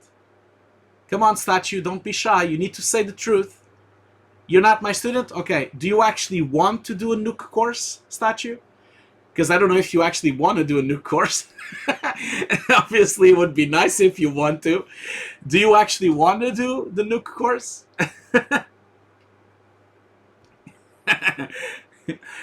This is awesome. Do you actually want to? You can say no if you want to. Do you actually want to be part of this Nuke course? If you don't want it, I can have it. Look at that, people. It's already like taking it. So Statue CS, tell me things. Do you want to do this? Can you tell me about it? Can you tell me about it? Okay. So so you don't know anything about this? Okay. So do you, or what are you, Statue? Come on, guys. Let Statue talk, okay? Let Statue talk. So, Statue, are you a Nuke? Are you a composer? Are you a VFX artist? What are you? Like, are you a visual effects artist? Are you what are you? Guys, you need to stop talking. You're talking so fast that you can't even respond. You guys need to chill. He's a 3D artist. Okay, Statue. So Statue, it doesn't really matter if you're a 3D artist. This is an entire Nuke compositing course. I don't know if you've heard of it already, but if you want to know more about it, Statue, you can always like watch the video and look at my page. So maybe have a look at that. This is the course, and so maybe have a look at this. And I'm just gonna copy the link, okay, so that you can see what it is about. And there you go. So that's the Kickstarter Nuke course. So Statue, I just sent you the link for the course. So have a look. Congratulations, you're gonna join the course. So don't forget, this is a complete Nuke course from scratch. So even if you don't know Nuke, you'll learn Nuke from it, okay? Don't worry. So I hope you're gonna enjoy being one of our students. So what I will ask you, Statue, is please don't forget to contact me, okay? You need to contact me either by private messages on social media, or you need to contact me maybe through Twitter or Facebook. Don't forget to contact me so I can give you access to the course once we finish, okay? Don't forget. So congratulations for that. You know a little bit of Nuke? Well, if you know a little bit of Nuke, now you know you're going to know a lot about Nuke. Congratulations. You just won a full course which is worth 500 pounds. So congratulations for that statue. Congratulations for everyone. So don't worry, everyone else. So don't forget, statue, don't forget to contact me privately so that I can give you access to this course. What you just won, statue, is 100 hours of training, a professional training in Nuke compositing, including classes from myself, classes from Ricardo. So it's a really professional course. You're really going to enjoy it. Don't be like that, J. Lewis. Of course he wants it. He's going to like it. Don't worry. He's going to want it. So anyway, don't despair. I am going to do this giveaway one more time, and I'm going to give you a little surprise here. I'm actually going to give it. Oh, look at that. Statue is now a subscriber. Thank you so much for that, Statue. So Statue is now a subscriber for Prime. Much appreciate you for doing that. Thank you so much for that. You didn't need to do that, but yeah. PM you your email and add. Yes. So don't forget, Statue, to contact me later on privately. Obviously, you need to wait until this is all over, you know, so that we can talk a bit more. So I'm just going to give a surprise to everyone here. We're still going to give one more giveaway for the course, and I'm just going to surprise you with this news. I'm going to give another one. So just so you know, I've just decided to give 2 more. So we're not just going to have 1 more, we're going to have twice, more 2, okay? So that means we're going to give 3 courses today, not just 2, but 3, okay? Just wanted to let you all know, because I know a lot of people here are disappointed. So I'm going to give 2 more. Don't worry. Just stick around. In about an hour, we'll do another one, okay? So don't worry about this. I'm glad you said that. I'm so glad you said that. I'm actually going to show you what's happening on Folding Home for Hugo's Desk. So if anyone wants to join our group, we have a team for Hugo's Desk for Folding at Home. We're currently trying to help folding at home combat COVID-19 research. And at the moment we have, as you can see, we have 1, 2, 3, 4, 5, 6, 7, 8, 9, 10, 11, 12, 13, 14, 15, 16, 17, 18, 19, 20, 21, 22. So we have 22 people that have joined our team. And as you can see at the moment, we've done 18 million score on Folding at Home, trying to help research COVID-19, okay? And as you can see, I am 4th, actually. I've lost my ground here. I've only done 2 million so far. As you can see, Martin Mir is at 7 million, because obviously Martin has 9 machines, so he's rendering with 9 machines. We also have Bjorn here, which is really catching up to me, but as you can see, these are the top 3 here. I'm not even on the top 3, I'm 4th place. So I can't thank you enough for helping Folding at Home.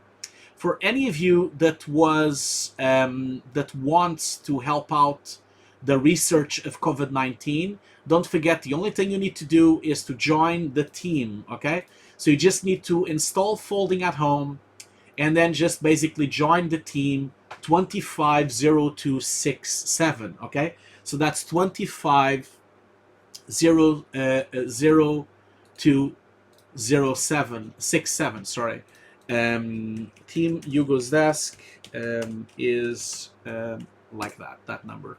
So obviously don't forget that the more GPUs you have, the more credits you get, because they prefer GPUs to CPUs. CPUs also works, but GPUs are better. And I'm really proud, you know, because we are actually number 2,668 out of 250,000 teams, you know. We're actually in a really good ranking here, so it's really good. We're really helping a lot.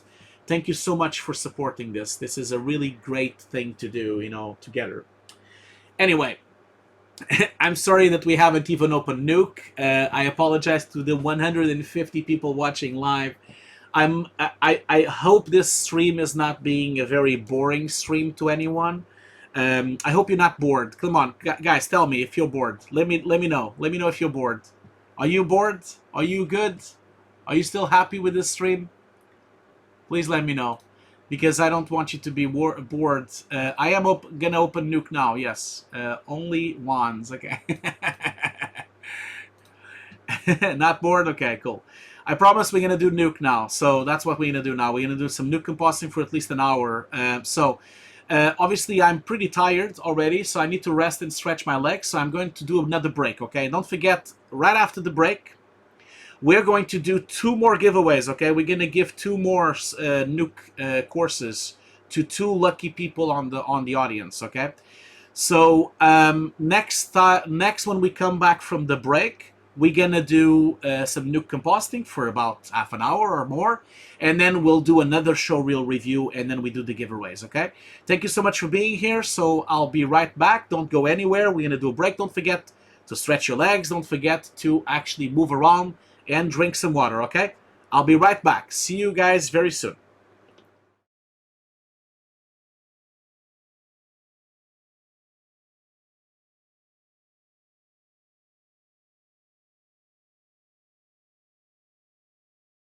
Okay, I'm back. I'm back here. Thank you so much. I hope you've been stretching your legs. I can see there's been a discussion here about taking the course or not. It's a discussion by Malcolm Kos, I guess. I think that's your name. So I just wanted to, just want to make sure for everyone here that is thinking of doing the course, both me and Ricardo are extremely experienced compositors on the industry. Okay, I've been working in the industry for 20 years, and Ricardo has been working in the industry for more than 10 years. You know, you can just go you can just go, if you don't if you want to know a bit more about us, you can just come here and check out our bios. You know, if you look at my photo here, you can kind of see what I've been doing. You know, especially, I don't know if you know, but you know, I was the head of the Nuke department at the mill in London. Also, I was a visual effects supervisor for a long time. And I'm still a visual effects supervisor working for many games company as well. You know, I worked at the mill, I worked at Ubisoft, I worked at Fire Smoke, I worked for the BBC, for Nexus, for different places. Okay. And Ricardo, on the other hand, he's also been working. He was part of the Oscar-winning team of Ex Machina, and he's worked on some of the biggest companies in the world. If you watch the video, you'll see that as well. He's worked at DNEG, he's worked at ILM, he's worked on so many different places. And then Justin has also been working at the mill. He's been at ILM as well. So you should definitely look into that. And if you click on the photos of us, you can kind of see the portfolio, and then you can kind of see what you've done. You know, you can also go to my website and check that out. So please feel free to ask me any question if you want. We've been working for many years in the industry. And watch the video, of course, because the video kind of explains where I've been working before. Okay. By the way, like we already have 147 people, so 8 hours to go. So let's jump into Nuke for a while now. Since we are, I should close. Damn, I left folding at home open. I shouldn't have this open. Otherwise, I'll have like all my CPUs taken for that. So let's go back to Nuke. For a while. So this was the comp we were doing last time. Okay, don't forget, you know how the drill is. Like, we've done so many Twitch streams, you already know how this works. If you have any questions about Nuke, you know, if you want to like talk about anything that you're seeing on the screen, if you have any other questions that would be relevant at this stage, just let me know and we can go through that question.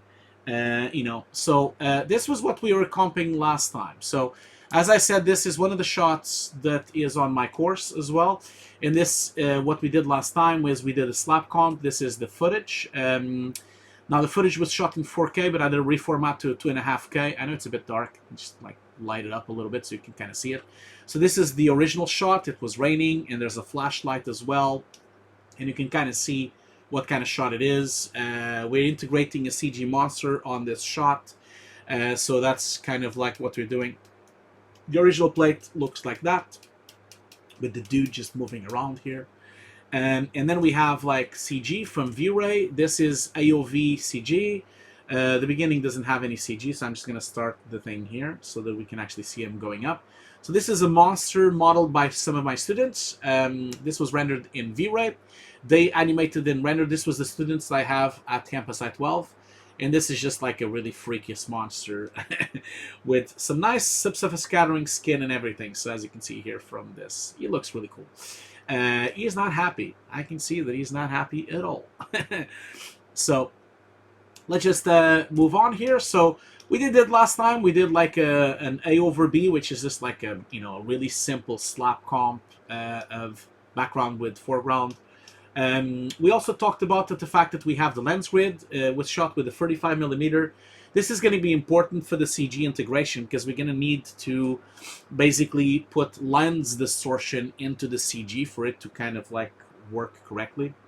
And also we have the grid with the thing. Don't forget, when you shoot these kind of grids, don't forget that you should shoot them with a very high f-stop so you have as sharp as possible. Okay, you want to make sure you have a sharp grid for it to work when you're putting the lens distortion on top. Then, of course, we have the footage, and then, of course, we have the final comp. This was the comp my students made. This was not me. I didn't do this comp. My students made it. Obviously, I would have done it in a different way. I think I would have changed some things, and that's what we're doing today. We're going to do this comp throughout the next few weeks and few days. And by the way, I forgot to mention to everyone, because we are going to be, this is 8 hours to go. This course finishes exactly at 2:30 in the morning UK time.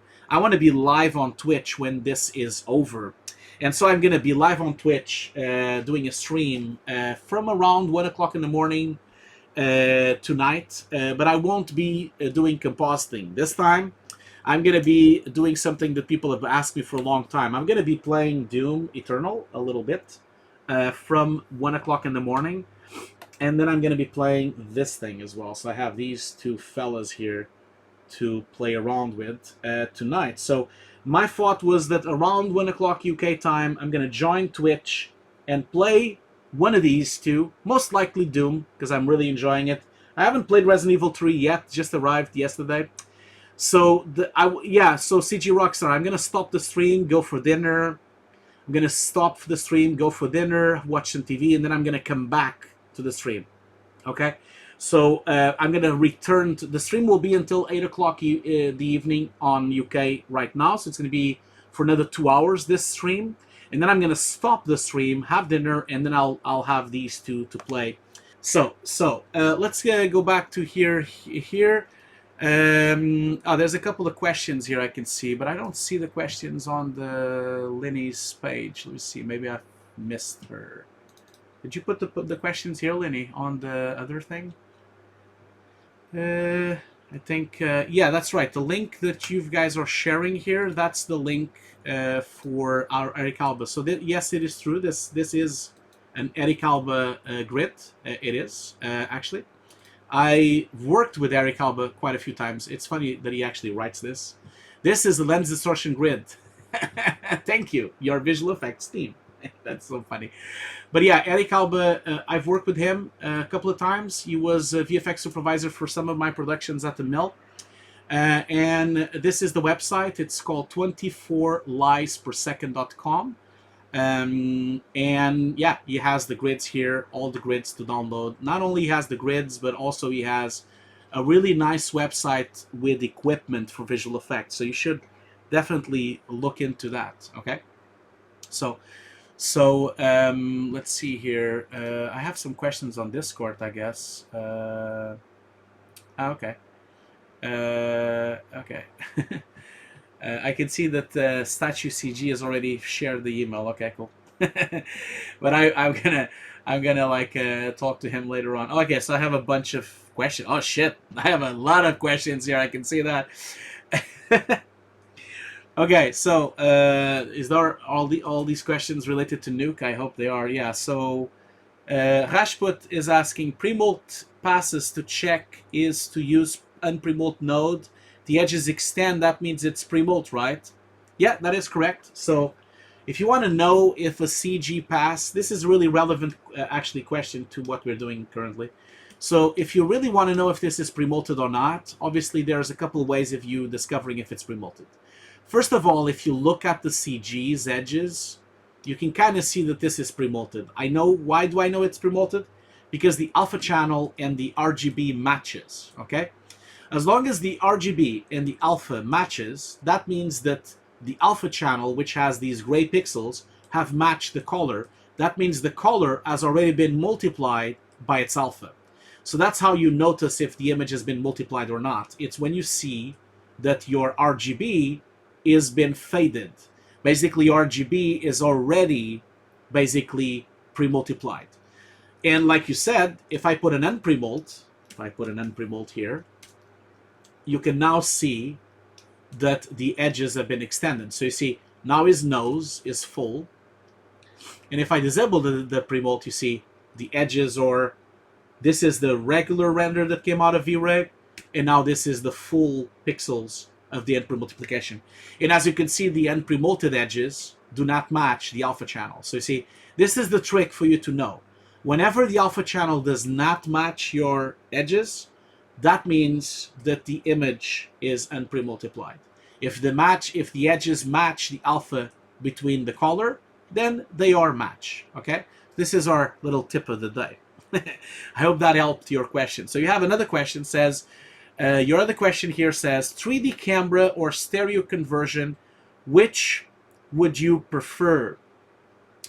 Well, I would always prefer a 3D camera because that will be the complete realistic way of shooting stereoscopic CG. So I would always prefer to use an actual 3D camera. You always get better effects on that. So that would be my answer to you. And you have yet another question. You have a lot of questions, man. So the other question you have is, when you have different types of camera footage, like red, ADI, and other, and then how do you deal with the color space? Well, in Nuke, everything that comes into Nuke is linearized, okay? So if you look, for example, this footage is from a Blackmagic camera piece of footage, right? As soon as it comes in, like this piece of footage was processed inside of DaVinci. So what happened was, in DaVinci, I read this piece of footage as a piece of camera from Blackmagic. So DaVinci applied the color LUT of Blackmagic into this piece of footage. And then when I outputted the footage from DaVinci, I decided to output the footage as linear. And that's what you see here. The footage is now at the moment linear. But if you bring other pieces of footage, let me bring more footage here for me to show you what I mean. So if I go in here, online course, I'm going to go into some assets from the actual course that I'm making. So if I, for example, go in here to, let's see, raw footage. So if I pick up this piece of footage, for example, and let's say that I then pick up this piece of footage, and then I maybe, let's see here, just going to pick up different types of pieces of footage so that we can have, like, not this one, so that we can have, like, different types of footage all together here. And then maybe this one here. So let's open all of these. Okay, so now we have multiple pieces of footage here which have different color spaces, just like you say. So in here I have this piece of footage. So this is a CG render from Nuke, and it's this is actually a piece of red footage. Okay, so this was shot on red. It's 6K, and it's a green screen shoot from Homefront. And again, this will be a shot that will be part of our course, of our Kickstarter course. Wenkan, so WEKN, is asking if I'm watching some reels today. Yes, I am. I am watching some reels. I already watched 2 show reels. I will be watching some show reels a bit later in the day. Okay, so don't worry. I will be watching. If you give me like maybe half an hour, I'll be watching more show reels. So as you can see here,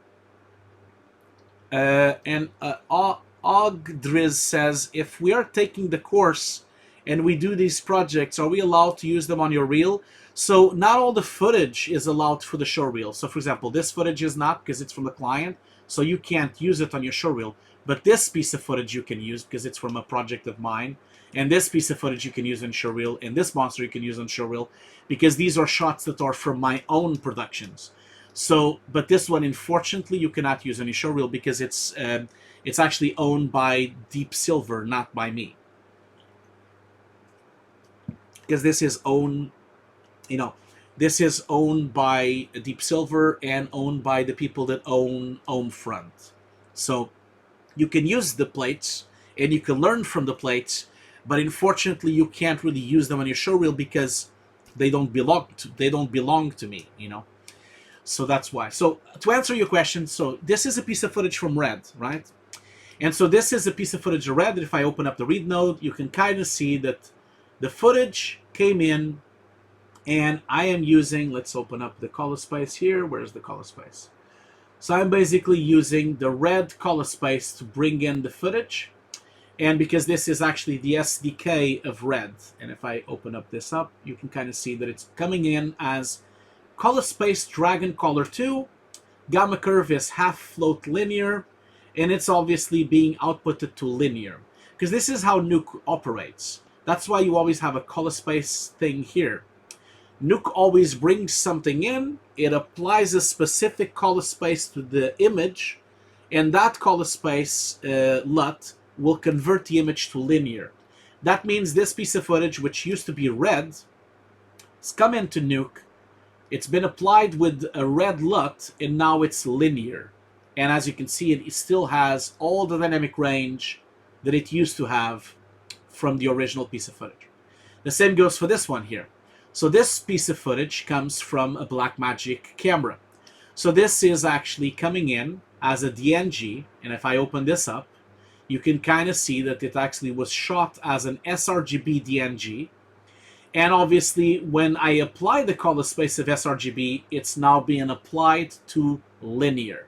But I would not recommend you to convert Blackmagic DNGs inside of Nuke, because Nuke does not support DNGs with the correct color space. And that's why it's so dark, and that's why it's like a bit dark in this footage. It shouldn't be this dark, you know, it shouldn't be this contrasted. Because if I open this on DaVinci, it will actually look correct. So I would not recommend you to use this. Now this one here is a piece of footage from an Alexa camera.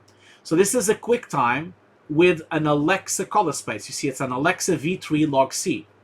So as you can see, I still have all the actual exposure of the entire plate. You can kind of see all the dynamic range is still here. And again, what happened is the sequence comes in, it gets applied with this color space of Alexa V3 log C. Once that happens, once that color space is applied, the footage is now linear. So all these pieces of footage are now linear. This piece of footage is linear, this piece of footage is linear. If they are both linear, that means I can merge them, I can comp them together because they are both living in linear color space. Now obviously there's one extra part of this. On the viewer, there's also a color space here. You see, at the moment I'm watching it to an sRGB color space because that's what I have in front of me in terms of the monitor. I'm running an sRGB monitor. But if I had a monitor that was Rexon 09, I could have changed it to Rexon 09 as well. Or if I had yet another type of LUT as well. So I hope that helped your question, you know. So that's basically to answer your question. Yeah, hope that worked. So I'm going to go back to the questions in a second. Just going to like delete this here from here. Let's go back. So last time we talked about how to actually merge all these, all this CG. So we had the raw GI, which was multiplied. And we talked about the only moment where you use a multiplication is when you have raw plates. So I have the raw global illumination with the raw diffuse, which is just the color information. I multiply them both, and that gives me the GI. Then I have the raw light, which is just the light direction, and I multiply that with my raw color diffuse, and that gives me the light. Those, of course, both the global illumination and the light get plus together to give me the total light of the scene. This is V-Ray, by the way. So then I have some reflections coming in, and then I have some specularity coming in, and then I have some sub-surface scattering, which is the skin semi-transparency. And as you can see, this comp matches my beauty. So the beauty, this is what we rendered in Maya, and you can see that it matches my pre-comp. So that's what we did last time. Remember, we also talked about that we had extra lights. We have the fill light, we have the other fill light, which have been merged as well. We have the torch light, the other torch light, which also been merged, and then we have a flashlight. Now, obviously, these do not match together. They don't match because this is actually not just the raw light. The raw light has other types of lights together. So in this situation, there will be most likely a moment where you will have to minus CG passes for it to actually reveal the missing light that we're missing, okay? So I'm going to talk about that in a minute. I just want to like move on to the comping as well. So let's start comping this thing up, and starting by, of course, picking up the footage. I'm going to start by putting the comp here. So that's our footage. Now, we need to make a decision regarding this footage, of course. This footage is extremely noisy, as you can see, so we need to denoise it if we're going to want to track it or clean it up, or at least apply the noise from here into the CG. Now, the reason I put a reformat was because this is a 4K plate. Now, the CG was not rendered in 4K, unfortunately. The reason why we did that was because this was done on a school. This was done on a school, and obviously we couldn't really afford to do a complete 4K render. It was too much, you know. It's too hard to, on a school environment, to actually have like 4K on a farm, you know.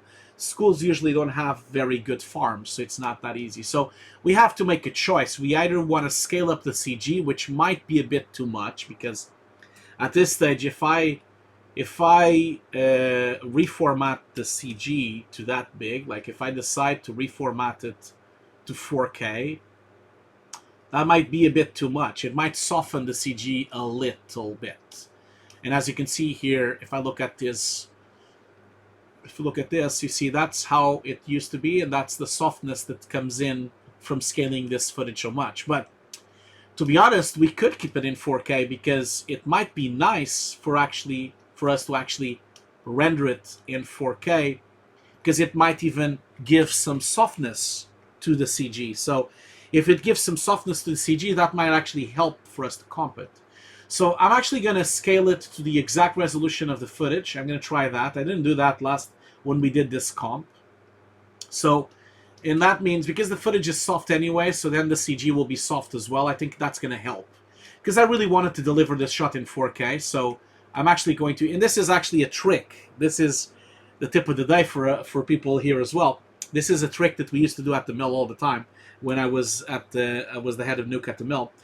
A lot of times when the client needed a 4K render, or if the client needed an HD render, we wouldn't really render in 4K. A lot of times, instead of rendering in 4K, we would render in 3.5K and then scale up the rest.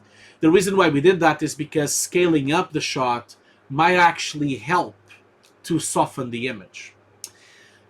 Now, D-Wharf Marine is asking, would you use a TVI scale mode instead of reformat? Yeah, I could use that, but I don't tend to use that, but you could also do it. And one thing I will do is I will do the sharpness. Let's just see here.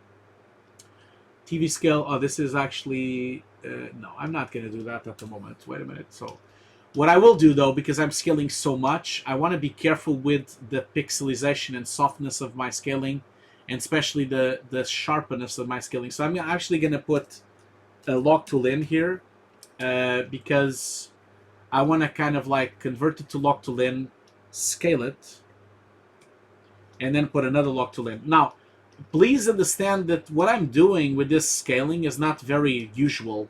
Usually it's the other way around. Usually you scale down the footage. The only reason I'm reformatting the CG is because I see an opportunity to actually soften the CG a little bit with the rescaling, and then I see an opportunity of actually comping this in 4K. That's why I'm scaling it, okay? I would probably not do this in production, because if I was in production, they would have rendered the shot in 4K, you know? They would have just put it on the farm for longer. I think that would be the case. And in fact, whenever we do production, that's very common. You know, like a lot of times we would pick up the CG, imagine in 2.5K, and then we would put a reformat right after the read node.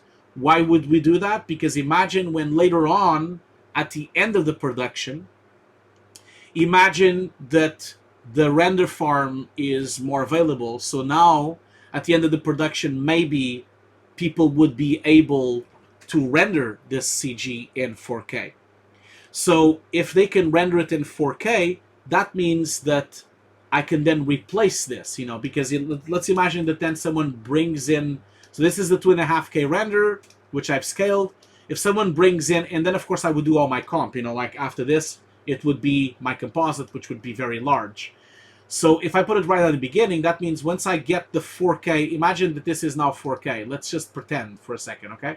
I'm actually obviously faking this. Let's imagine that this is 2K, and this is 4K. So this one is 2K, and that's 4K. Once I get the final render from the farm, then I can just swap it around, you know? That means that I had a 2K render, I reformatted it to 4K so that I could continue comping in 4K, and then once the farm is available, I get a 4K render and I can just swap it. It's better to do it this way because if you do it the other way around, if you comp in 2K and then just swap it with a 4K, that means all the transforms, all the reformats, all those things will be broken. Like the roto shapes, the reformats, the transforms, everything will be broken because you were comping in, you know, in scale, like you were comping in 2K. So that's one thing you need to know. So going back to this again, so like I said, this was just, I hope you've understood what I'm trying to do here. I'm just like pretending that this was in 4K. So with this in mind, we have a couple of things to start thinking about. So first of all, we have a lens distortion that we need to apply, and also we have grain as well. And of course, we have the integration itself. So I'm going to actually just comp this. So this is going to, I'm going to put a backdrop here. Oh, sorry. I'm going to just put a backdrop here so that I can put, this would be my CG comp. We're going to probably get more backdrops. This is a bit too bright, so I'm just going to like change this backdrop to something a bit darker, just so that it's not so bright. And then we have the footage. So the footage, like I said, and now, of course, the decision comes here. If you really want, you could, of course, comp this entire UVs without scaling, and we can scale it at the end of the UVs. That might be a good idea, because I'm not really thinking or planning to have any of the AUVs with masks or alphas, and if that's the case, you would just have to be careful with those masks, because otherwise you need to put the reformat on every single read node. Obviously, if you want to replace read nodes for 4K later on, that would be a way to do it. You know, you would want to kind of put one reformat per read node. But because I'm not going to do that, because I'm not really going to re-render this in 4K anyway, it doesn't really matter. So now at this stage, I'm just going to comp this in. And then I'm going to show you what the steps would be for everything. And of course, because I'm teaching, that's why I'm showing you this like step by step. Obviously, if you were really comping this shot, you wouldn't really be working this way, you know, but I just want to kind of show you how this works. I'm actually going to do this instead. So that's the foreground, and that's the background. So a couple of things you kind of want to consider of comping these two shots. So first of all, you want to make sure you have some light wrap. So I'm just going to leave the light wrap here because I just want to show you what I mean with this. So we're going to definitely put a light wrap here somewhere. So I'm going to leave the light wrap there. The other thing we're going to want to do is we're going to have to regrain this thing. So we're going to have a furnace regrainer so that we can apply grain. And we're also going to need a lens distortion node as well. I'm just like putting the notes because I'm teaching, okay? This is me teaching. I'm just like showing you what the steps you would do. You know, we're going to have to put grain on this CG. We're going to have to put some lens distortion. It will be the other way around. We're going to put first lens distortion, then some grain into this. Also, most likely, we're going to do some depth of field, okay? So the depth of field would be also before. So we're going to basically, and also, of course, some color correction. So we would have some color correction to this CG. We're going to have some defocusing on the CG, some lens distortion, and, of course, some regrain. We also might have some chromatic aberration if the shot has something like that. I think I actually have a chromatic aberration node here somewhere. Let me just, yeah, I have one here. So I'm just going to kind of like leave it for now in here, just to kind of show you, okay, this is kind of like what I'm going to think here.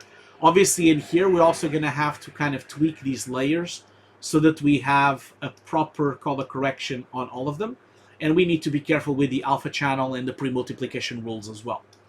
Now the footage itself, we will most likely leave it as it is because there's no point of me changing. Sorry, I need my viewer. Why can't I see my footage? Oh yeah, because I'm on Alpha Channel. So I'm going to leave the footage as it is. I'm not really going to change the footage. I'm going to, and this is a rule of thumb, when you have this kind of stuff, you usually don't affect the footage. You don't really touch the footage. You leave the footage as it is, and then you can add the CG and you add everything. Because grading is done later, and a lot of times it's not done by you. You know, grading tends not to be done by you. So that's one question. One thing I forgot to answer here regarding. So I have a question from Ogdres. Hugo, do we get a certificate? Yes, you get a certificate of completion. I still need to give the certificates to the students of the 1.0 course because we haven't really finished the course yet. That's why I've had so many family problems and so many issues that I haven't finished the course completely. But I am finishing it on the next few weeks now that I'm much more recovered as well in my life and much more balanced as well. There's so many questions here. Thank you so much, Lenny, for putting all these questions up. I still need to kind of go through them a little bit. But I'm going to do a little bit more compositing, and then we move on. So CG Rockstar is asking, why lens distortion and then the grain? Well, the reason I'm doing that is because the grain should always be the last thing, because grain is going to affect everything. And lens distortion might stretch or blur stuff, okay? So that's the problem, because lens distortion might stretch pixels. And it also might blur pixels. And as soon as you get some blurriness on your pixels, then you have a problem, because then they don't pick up grain. That's why I'm doing that. Okay, so let's now figure out the lens distortion for this piece of footage. So I already have the lens distortion calculated here, but you know, we're gonna do it again anyway. So just so that we can check it. So this is the lens grid that we shot. Remember when you shot this lens grid? I have a video for that. So if you go to my YouTube channel here, if you go to my videos, if you go to my if you go to my playlists, I have a CG VFX supervision playlist. Here it is.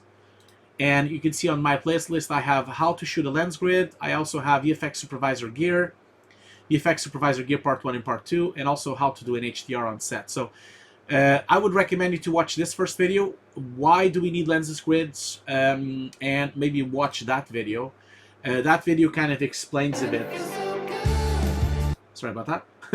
It was too much music there. So this video kind of explains how you should shoot it. Oh, by the way, this is Bjorn.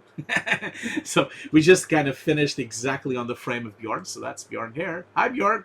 So Bjorn is the producer of our course, and he's also one of the teachers as well. So he's one of my compositors. I don't know if he's live yet, but I think he's still live. It's funny that we exactly got into a frame where Bjorn is. Yeah, that's quite funny. Always a big smile. Yes, Bjorn is always a big smile. Hi, Bjorn. I don't know if he's online. I don't think he is anymore. I think he was. But I think it's with a thumbs up. Yes, he's always very happy. So yeah, watch this video. In this video, we showcase. This was me and Bjorn in LA when we could still leave our houses. You know, I probably will never leave my house now. So this was when we were in LA last year supervising a film for Sony, and we did the grid. We did this video, so you should check it out and learn kind of how this lens grid is. So again, this is on my YouTube channel on Hugo's Desk, so you can kind of like go through it. It's so clean, this video. This is the studio, Sony studio in San Diego. And before anyone complains about this, I know the green is not correct. I know that. They know that as well. So basically, Sony San Diego studio painted the green screen with the wrong green. It shouldn't really be this kind of green. This is a bit too fluorescent and a bit too bright, really, for what it should be. Can we be on set? Can we? Well, you can't really be on set anymore because no one can actually leave their houses. No one. We're all stuck in our homes forever. This is so depressing. Well, anyway, I shouldn't really spend time on this. You can watch this video later. So this thing, basically what I'm going to do is I'm going to pick up this lens distortion, and let's see here. So for this to work, you need to open up the lens distortion node. So I'm going to just like open up the lens distortion node. Lens distortion open ups like this. Now this is the new lens distortion node, which is actually GPU accelerated, which is really cool. Now this this lens, I actually have 2 GPUs, so I have 2 AMD Radeon 7s with 16 gigs each. So I have 32 gigs in total of processing power on my Mac Pro, on my new Mac Pro. So this here, we're gonna basically do, yes, a Nuke X Classic spherical. That's fine. We're not gonna distort yet. We're gonna do an analysis now. The analysis, of course, we have, we can do current frame or not. We can also draw and solve. I'm going to just detect and see what happens after the detection is done. Let's just do one detection. Wow, it's taking a long time. Okay, there we go. So now you can kind of see this is the lines. I know it's yellow. It shouldn't really be. I'm going to lower the f-stop because then you can see it a bit better. There you go. It's a bit easier to see. Now I think I'm just going to like lower the f-stop here as well. So once you have this, before you solve it, because it's going to give you like the distortion, obviously one thing you're probably going to say, okay, why do we have like the circle and the square inside the grid? Why didn't we just use this one? So if we go to, here, obviously I should have just used this one, the first grid here. The reason I did the last one is because I was going to shoot multiple lenses on set. And because I needed to shoot multiple lenses, wide lenses, close-up lenses, multiple lenses. Bjorn is actually here. I see. Yeah, we just watched yourself, yes. Because I had to, like, we actually had the video open, Bjorn. Let me just put you in again. It was so funny because I opened up the video and it was exactly on the frame with you. You know, here you go. Here's Bjorn. And he's like so bored. Look at him. Look at him. He's actually not happy, you see? Bjorn is not happy. And then he's happy, of course, later on. So the reason why... So the reason why we decided to do that grid was because I needed to shoot multiple grids, and you know, for close-ups I need the interior of the grid, and for wide shots I need the first square. Really wide shots I need the other one, and that's why when you have multiple lenses, it really helps to have that. The other thing that helps is the cross. The cross helps because then you can line up the lens in a much easier way when you're lining up. You know, that's why. Obviously, it does have problems because having that kind of circle here, you know, having the sphere like that, produces all sorts of problems. I'll give you an example. For example, here, you can kind of see that I have points that shouldn't exist. So, for example, this point shouldn't be here. So I'm actually should delete this point. And in fact, this is going to take a while, but I should really go in and fix all the points that don't work. This is really important because you want to make sure your grid is as accurate as possible. Obviously, I'm not going to spend like hours and hours doing this because I think it's going to take too long. But if you do this, maybe perhaps it's so warm here. It's already 31 degrees in my office. It's really warm in London, so people are freaking out because they can't leave their house. Should put some nice music because this is going to be boring as hell. So you see we have already a problem here because we have like this line here is not attached, but this one isn't. So I'm going to actually delete that line because it's not attached to the other lines. So sometimes we get some of these problems. It's really easy to find them if you start looking around. You see, for example, here this is wrong as well. Obviously, you don't need to do a perfect job at this, but the better you do trying to get the pixels, the better the lens distortion will be, you know? So you kind of have to do it as best as you can. So this is completely wrong, as you can see. This should have been here. You know, so it depends on the budget, really. If you have a lot of time to dedicate to this thing, then you could do it. But if you don't have a lot of time, then I would recommend you not to spend time. Depends if you're like delivering on the same day. You might not have time to go through a shot in this detail, you know, and really solve every single issue we have with every cross. And, you know, because we're doing a stream here, it's fine. I might just ask which camera is that. So this was the Blackmagic. This is because this was a special shoot we did. I can't tell you what the project is, but this is this camera. It was a stereoscopic shoot, so we had two cameras. So we actually had a pair of the where is it? The production one. There you go. That's the one. So we had two of these cameras. So this is the Blackmagic Micro Studio Camera 4K. And what we did was we had two of them side by side to make the right eye and the left eye. So this was a stereoscopic shoot that we were doing for Sony. They're not very good, tell you that. They're not very good, but you know, they're good enough, I guess. They're not very good cameras, but we had to get really small cameras because we needed to make sure we got the distance between the left eye and the right eye as close and as correct as possible, you know. Okay, well, while I'm doing this, I'm gonna just answer some questions. I might as well do that. So let's see here, another question here. Malcolm Mikos says, "Thank you for answering, but the question was more about the student shots and what your students have achieved, so I could answer that personally.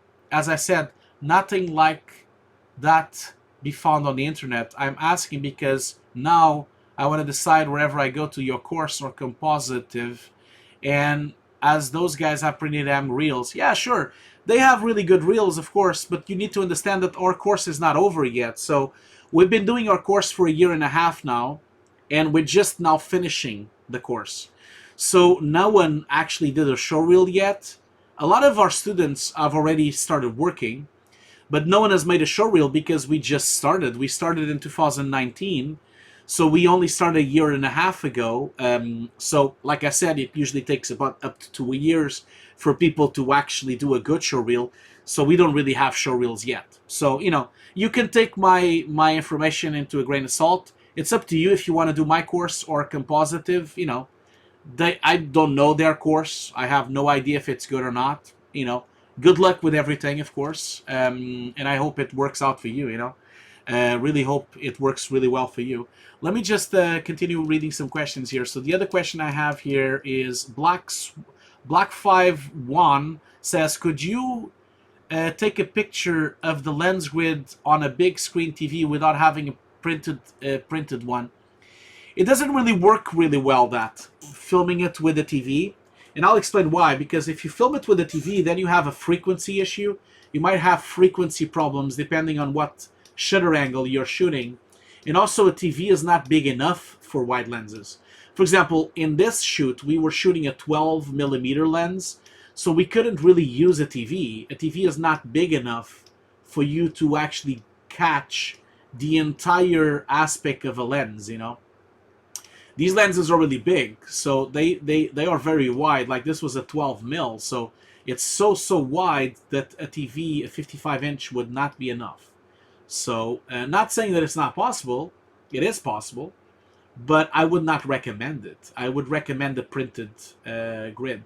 Or you can use lasers. That also works. Me and Bjorn were testing some lasers at Sony, but we never really finished that test. Now no one can walk. No one can leave their homes. So I don't know if we're gonna ever do that test. I hope so. I really hope so. But that production has been halted. So like every production in the world, every production is halted. So no one knows what's going to happen. Most shoots are either canceled or postponed. This is going to have a huge impact on the visual effects industry because at some point, I know everyone is working from home right now, but I'm very worried that the work will dry up. You know, I really am worried about that because, you know what I mean? Because there's nothing being filmed. So obviously now everyone is working from home, and they're finishing the productions that were filmed last year. But what happens to the productions of this year? Because nothing is being filmed, where are people going to get the productions from? Like, you know, give an example. Mandalorian 2 is not being filmed. The Marvel films are not being filmed. no one is actually filming anything. So unless you're doing a full CG project, you're not really having any luck. And even if you're doing a full CG project, you need to have digital doubles of the actors. And did you actually shot them? Do you have a scan of them? You probably don't have a scan. It's a tricky thing. I'm actually very concerned about this because it could mean that we don't have anything to do for months and months and months because nothing has been shot. Unless most productions just move on to full CG, which they might, like that might help. That might happen, I hope it doesn't because I really like footage and I love film, but it might be tricky to do productions if we don't shoot anything very soon. So I think I'm happy with this. I mean, I'm not going to spend much more time on this. And actually, talking about this topic, actually, I noticed, I don't know if you noticed, but the Foundry, I'm just going to go to Facebook here and go to Foundry's Facebook. Next week, I'm going to do a live stream for the Foundry, and I just wanted all of you to know, because I think it would be good if you are going to be part of it. So we'll just, what am I doing? Foundry. I just want to go to, why do I have fat fingers? So let's just go to the Foundry here, and I want to go to the actual Foundry page because I think they've published it here. I think, yeah, there you go. So this is the virtual events, and so if I go here, do they have a link to it? I hope so.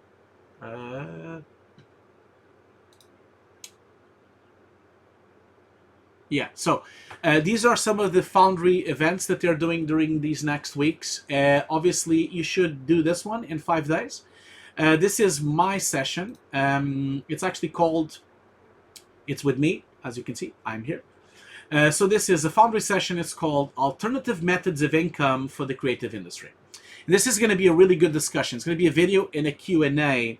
So if you want to sign up, please do. I'm gonna put it on the chat here for you to all sign up. So as I see here, I'm gonna read the description so you can know what I'm gonna be talking about on this stream. So this live thing is the current COVID-19 pandemic is changing the way we work in unprecedented ways, creating a seismic shift in our business. With most of the VFX industry having to adapt to working from home, or with so many film and TV productions being cancelled or delayed, what can a digital artist do as an alternative method of income? So this session says, join director and VFX supervisor Hugo Guerra, which is me, for a session where he shares his insights on how to earn money outside the traditional roles in the creative industry. We will discuss how to harness the power of Kickstarter, Patreon, YouTube, Twitch, stock websites, and also talk how this is the perfect time to focus on learning, developing skills, or finishing your long-standing personal project. This is the time to create. People are home and starving for content.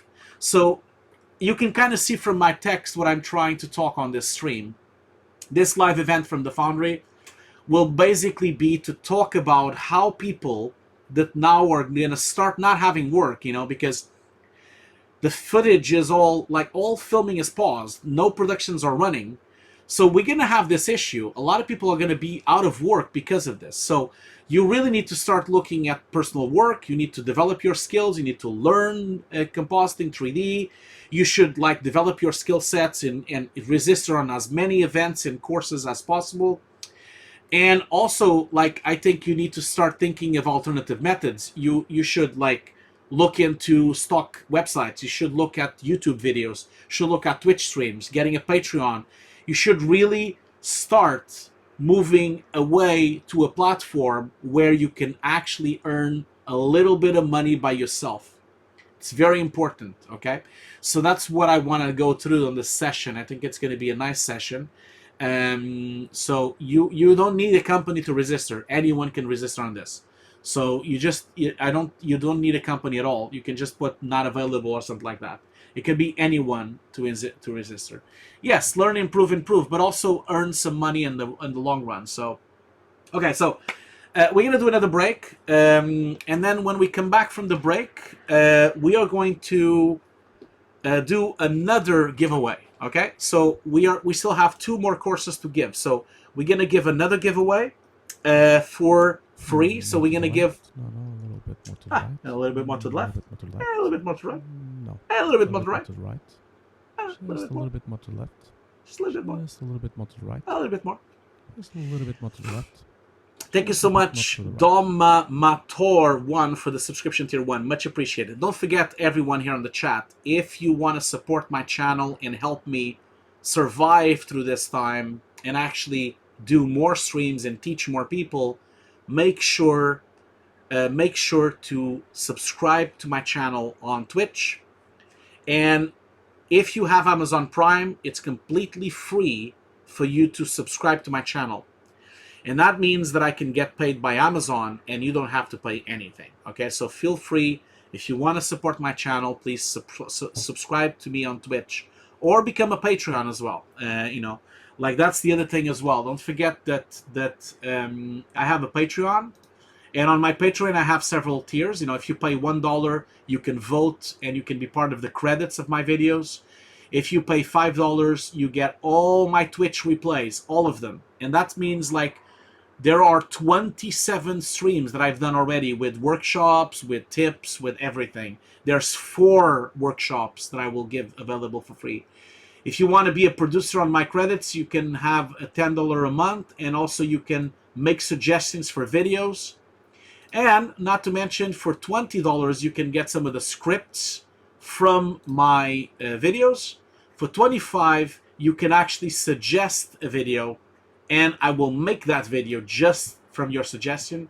And $100, I give you complete personal showreel review, CV, cover letter, career advice, everything through a private Skype call. Okay, so yeah, so make sure you sign up to my Patreon or to my Twitch. You know, it really supports my channel.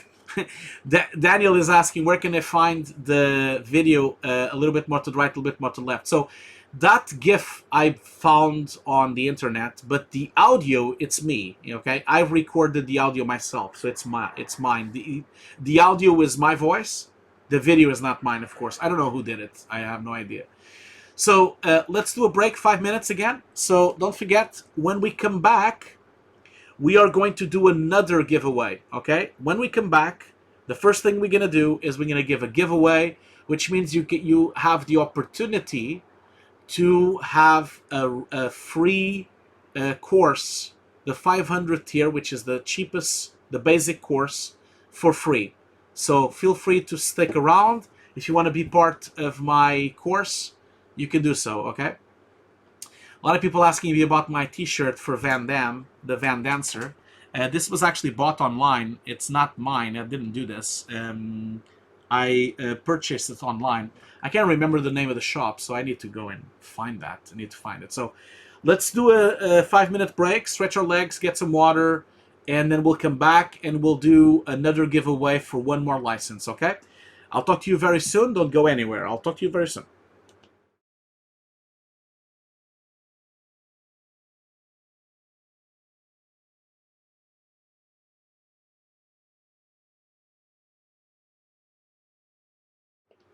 Okay, we're back. We're back. Again, I really apologize for the chaos of our stream. I know you. I know that we were supposed to do a lot of compositing and a lot of reviews and everything, but I keep just jumping around from thing to thing. I do apologize for that. There are still 132 people watching, so I am so happy that you're still here. So I'm trying to catch up with all the questions, trying to do as much as I can, but I'm being a bit overwhelmed by questions. There's so many questions here. But anyway, let's not do the questions just yet. Let's now go for, yeah, there's a lot more chaos in the world. I know. And I promise I'll do more streams now. Especially tonight. I'm going to stream. Can't wait. Going to stream this motherfucker tonight. While we wait for the actual Kickstarter to finish, I'm going to be streaming the hell out of this game. So But anyway, now is the moment of truth. We are going to do another giveaway. This is going to be the second giveaway.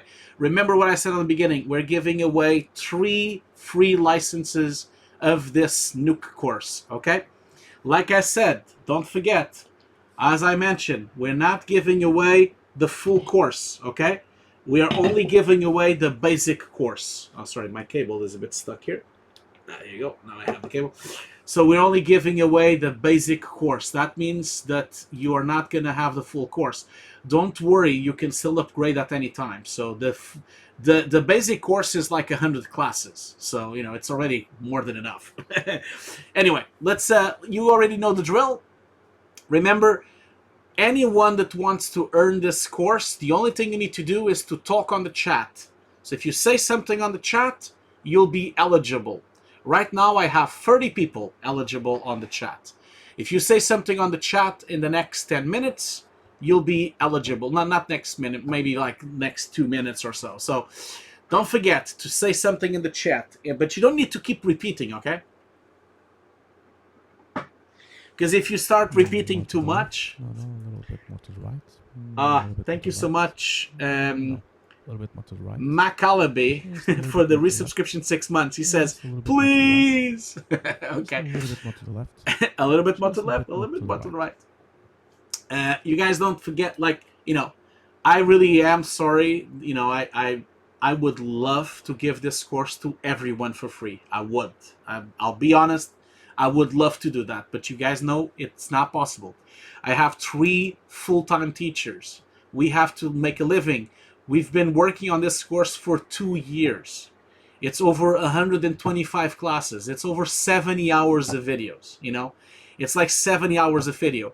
I just talked with Bjorn. You know, there is more than... he just told me, how many terabytes was it? I can't even remember now. He just told me that. It was... so far, we've shared 150 gigabytes of Showreel material. So this course includes dozens of shots, you know, from keying to rotopaint to CG. There's dozens of shots that are free for you to use on your Showreel. It's so far 150 gigs. We haven't even given all of them yet out, okay? Okay, so we have now 73 people eligible for this course. Who wants to get the course? Come on. If anyone wants to get the course, they have to say something now, okay? I'm going to be rolling in the next few seconds. So let's just wait for the chat to catch up. So now, okay, so I already have pretty much everyone on the roll, okay? So you can now stop talking. You can kind of stop talking on the chat so that I can actually do the roll, okay? If you could stop talking, because the chat is going really quick. Look at that. It's going really, really quick. So if you guys could calm down and stop. Now everyone is resisted. I already have 90 people in the registration, okay? So you can stop now. You can calm down now. Everyone is already in here. You have to stop a bit. Please calm down. Please slow down this thing, so that I can actually roll, okay? Because I need to roll the dice, and then you can watch who won, okay? So I'm going to now roll it, okay? I'm gonna roll it now. So I'm gonna roll it 3, 2, 1. Roll the dice. Okay, so Christian Casas has won the course. Christian, are you one of my students? Just want to know. So, are you one of my students?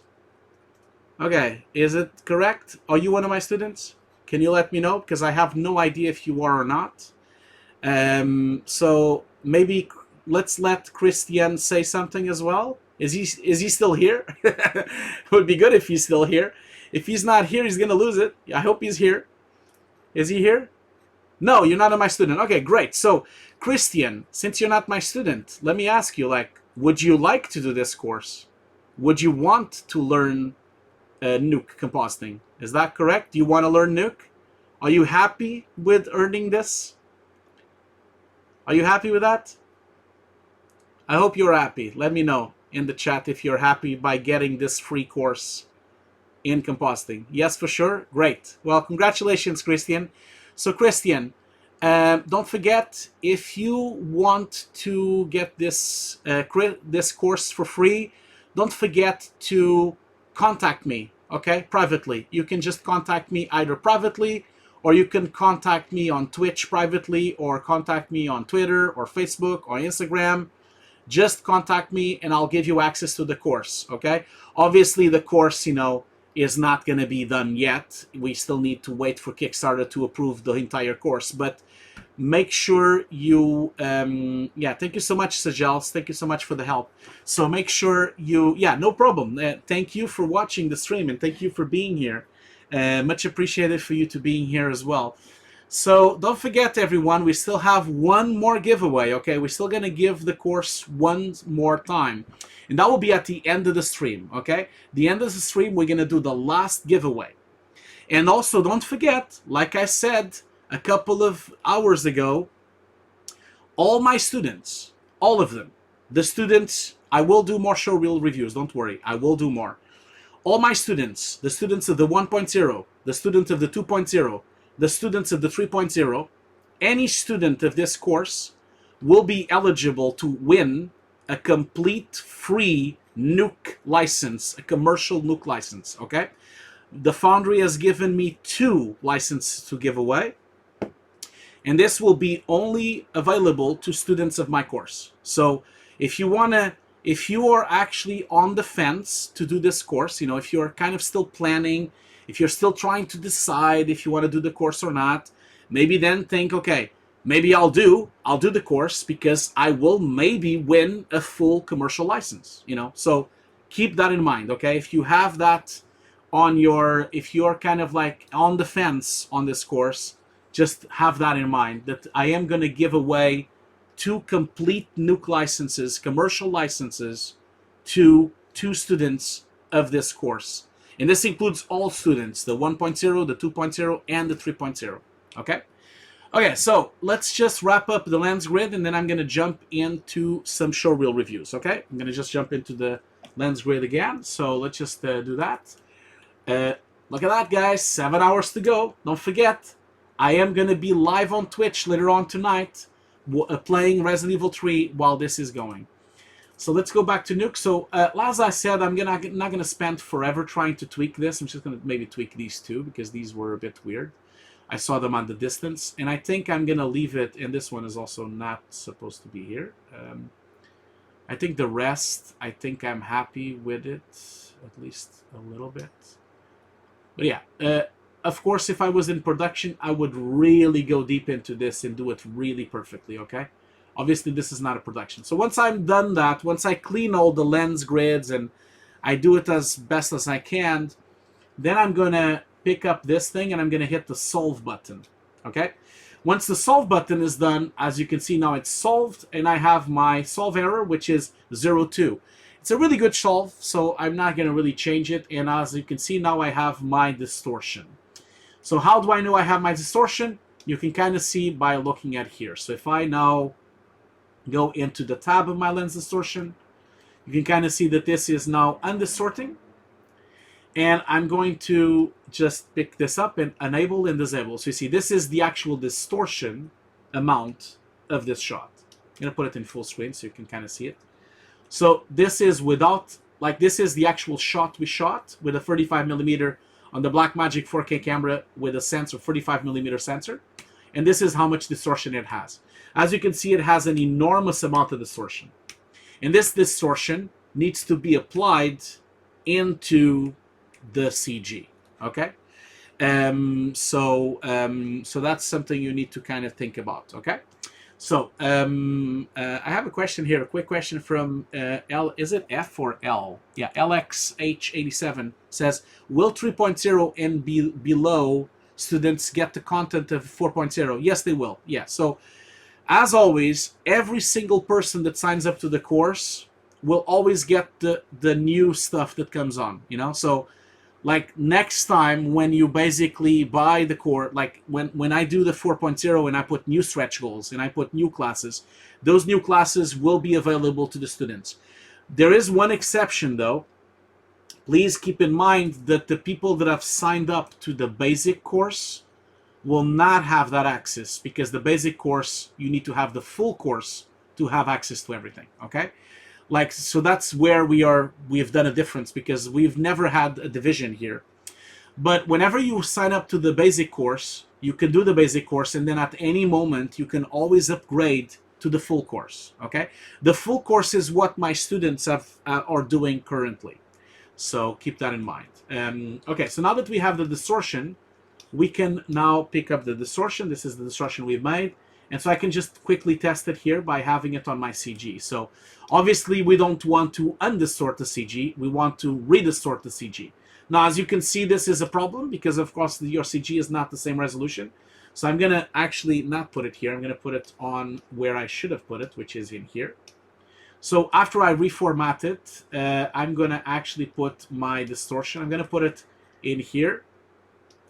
Now, this is undistorting. I need to reverse that. I need to say that I want to redistort. Now, the distortion node has 3 outputs, okay? It can, of course, undistort, it can redistort, or it can output an SD map. An SD map looks like this. This is an SD map, you see?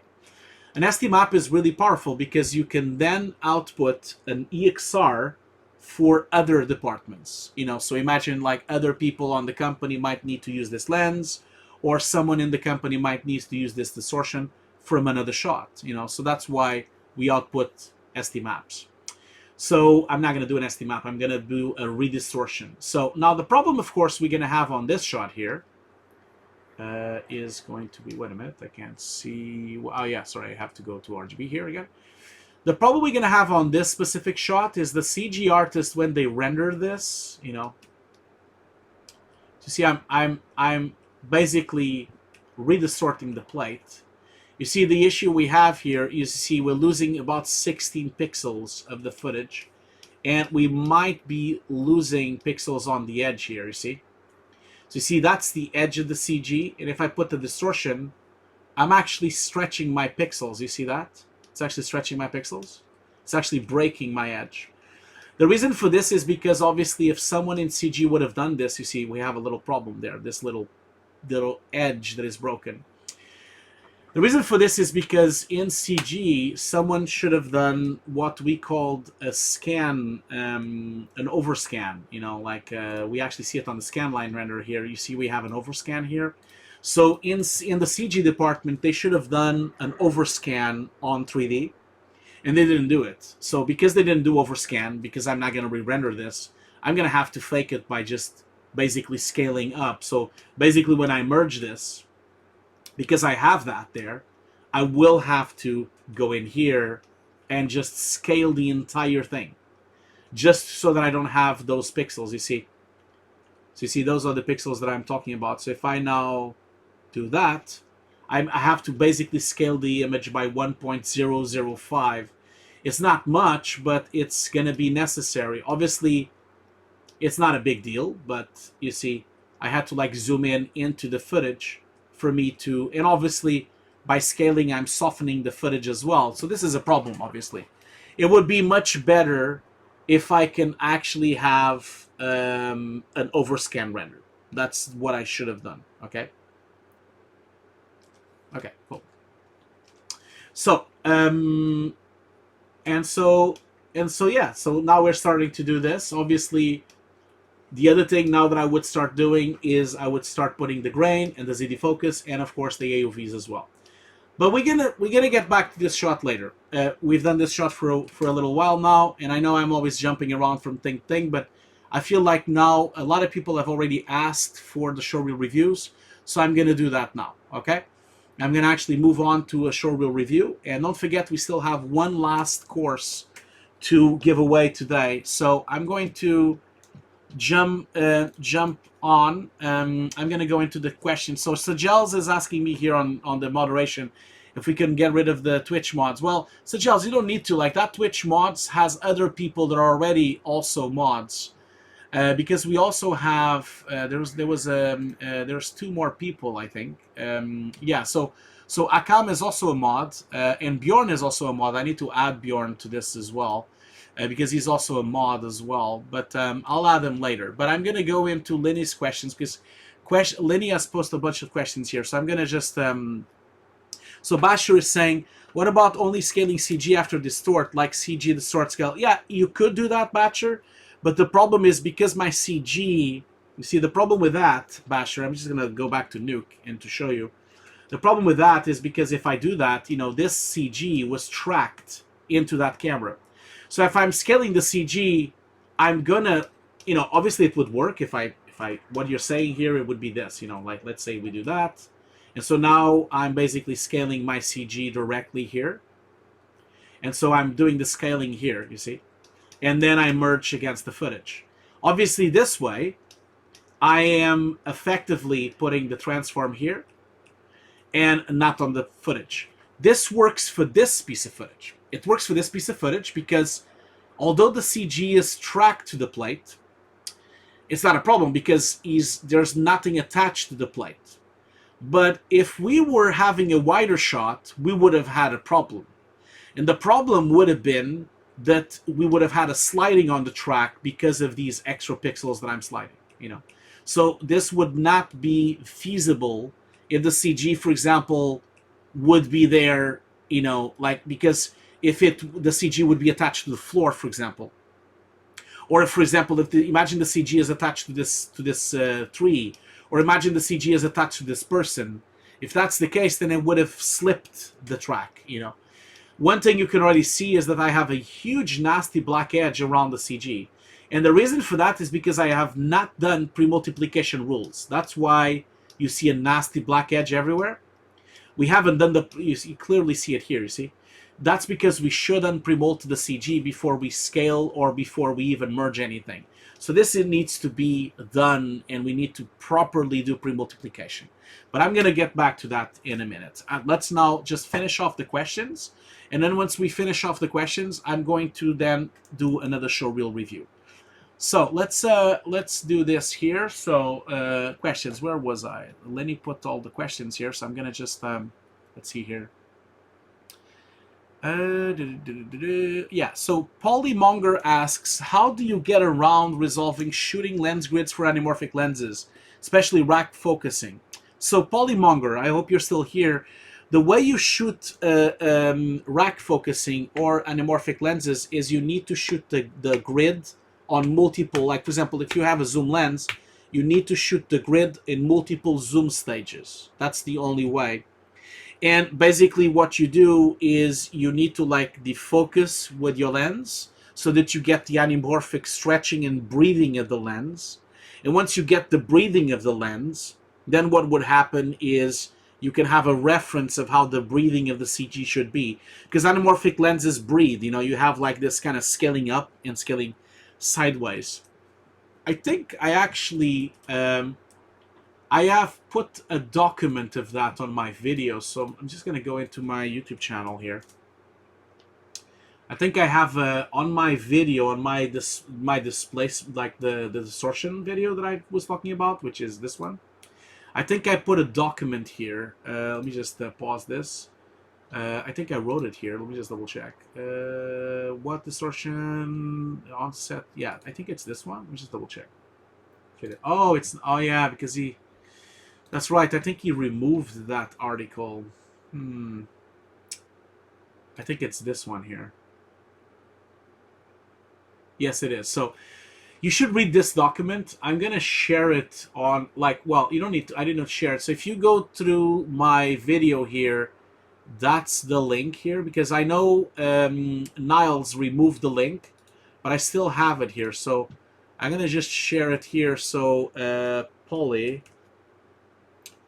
sorry, I'm just gonna like tag you. So Polly, here is the document. So just like pasting up. That's not what I wanted to paste. What I wanted to paste is this one. Copy link. Can I do that? Is that the... No, it's not. God damn it. I'm trying to copy the link, but it's for some reason not allowing me to copy the link. Why is that? Can I just like do that? Copy? I hope so. Is that the correct link? YouTube? No, this is a direct.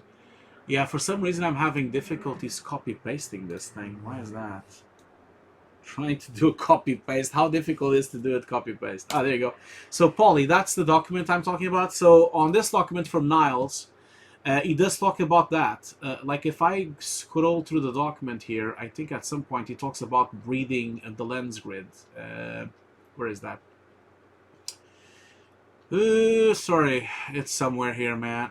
It's somewhere. I just can't remember where it is. I think this document is quite big. I think it's more to the end, really, here. So, manufacturing the grids, mapping the grids. Then he talks about how to film it. Yeah, there you go. Prime, zooms, distance, additional testing for zooms, lenses, slating, prime lenses. Yeah, I think read the text. It's somewhere here. I just can't remember where exactly it is. It's somewhere. Trust me, it's there somewhere. Just have a look at the link. So that would be my answer. Now, rectly focusing, like the document says, you have to shoot multiple areas of the lens, so you can map the lens, really. That's the whole idea of this. So another question here. This is a question from Rise, one of my students. Was there any difference on distortion between the identical lens on each camera? So yeah, Rise, so even if you have the same lens, imagine you have the exact same manufactured lens, you could still have a variation on distortion. And this is a common problem, okay? It's very common because every lens is made of glass. It's an organic factory, you know. Usually lenses are done by hand, or if they're not done by hand, they're made with glass. And glass is a big problem, you know, like that's one of the issues. I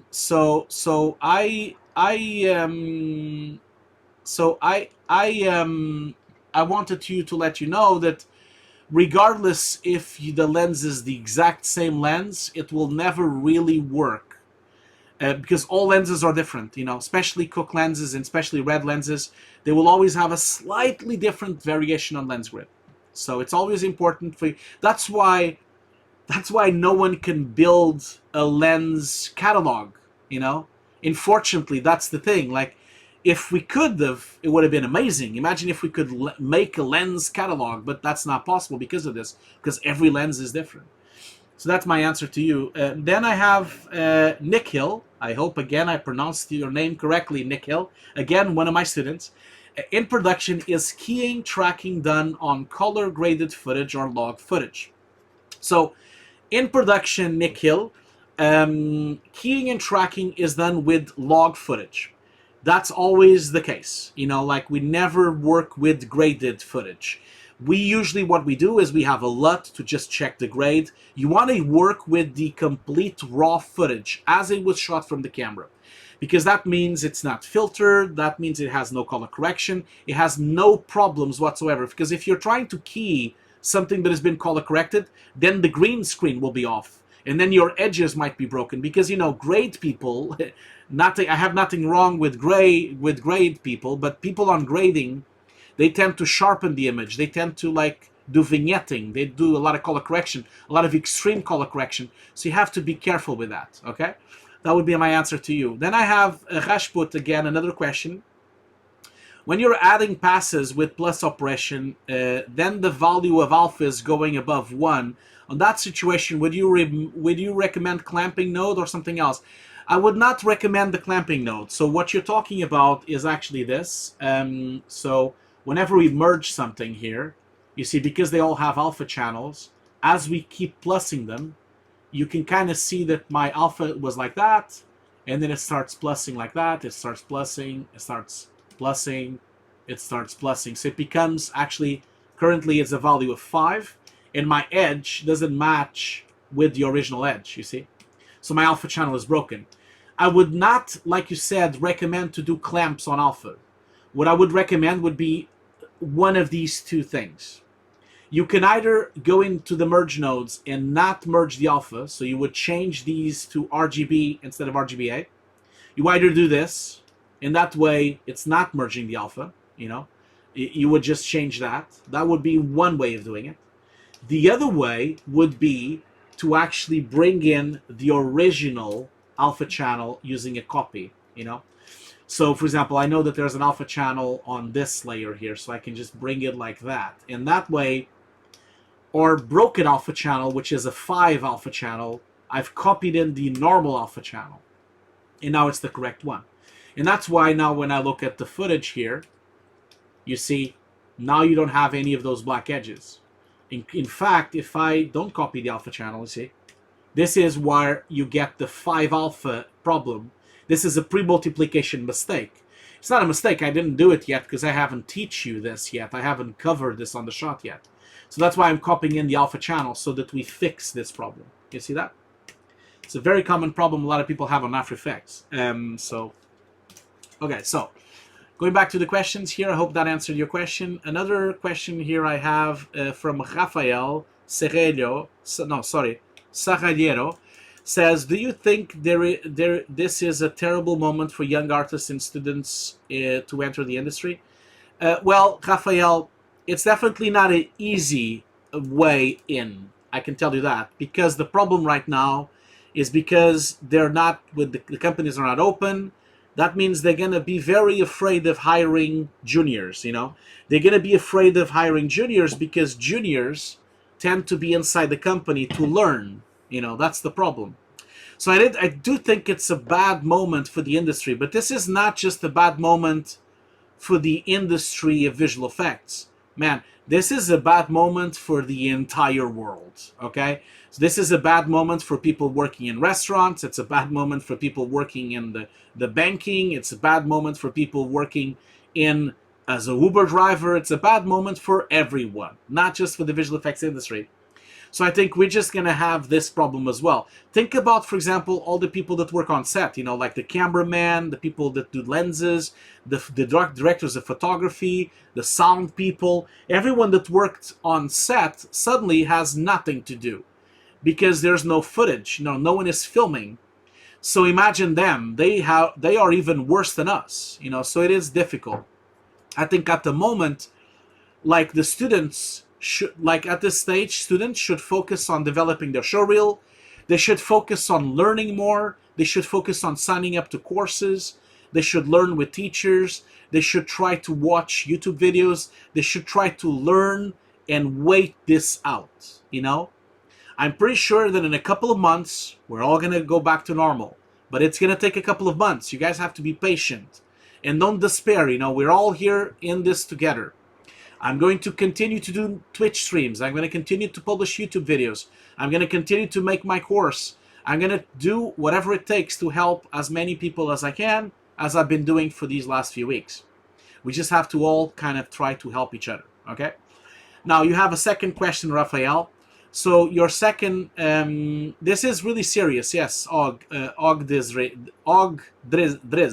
It's very, very serious, yes. This is a very serious time, and we really need to develop ourselves, because now this is the time for you. Since you're home, you should be learning everything you can. You should be becoming the best artist possible, creating the best showreel possible, creating your personal projects, making really, really good work right now, so that when this all opens up, because remember, when we all come back to production, there's going to be so much work, you know, because all these Marvel films, all these Disney productions, all these TV shows are super delayed. They're all going to be filmed at the same time. And then suddenly, we're going to go from 0 to 1,000. We're going to have like thousands of productions happening and almost no people to do the productions. You'll see that at some point, they're going to have to hire thousands of people right away. You know, this is, of course, if we don't all die. Of course, I hope that doesn't happen. I don't think it will happen. I think this is going to be a slow burn. It's going to take months, but we're all going to really get there, you know? So your second question, Raphael, what are your advices for young artists and students should do in this situation? Yeah, just like what I just said. You need to learn, you need to train, you need to do a good showreel, you need to like watch YouTube videos, watch streams, follow your artists, get in touch with people on LinkedIn, try your best to support one another, you know, work together. If you're a student, get together with another, you know, sorry about that, I was just making a joke. So if you're a student and if you know other students, make sure you get together with that other student and make a CG short film. Because if there's something you can do right now is CG, you know, like CG can be done. Because We don't need to film. We don't need to shoot. CG is really what we can all focus right now on. So if you're a student right now, get together with a CG artist, comp their shots. They will need your help to comp their shots anyway. If you are together with, if you know 3 or 4 or 5 other CG artists and maybe a couple of other compositors, get together, do a short film, do an animation short, send it over, you know. You don't need to do visual effects. If you're going to do a short film, you can do it in full CG, you know. You can do all of those things. So make sure you do that. And that's the final question. Look at that. We have a final question. So let's do a showreel review. That's what we're going to do now. So let's move on to the next one on the list. The next one on the list, who is it? Let's see here. So now we have Diogo Sampaio. So Diogo Sampaio is Matte Paintings on Art Session. So like I usually say, I am going to, of course, ask you, Diogo, if you're around. I'm just going to save this. It's probably better if I save. Yes, let's see here. So Diogo, are you still around? Let me just... Diogo Sampaio, are you still around? Or if you're not, I'm going to move on to the next person.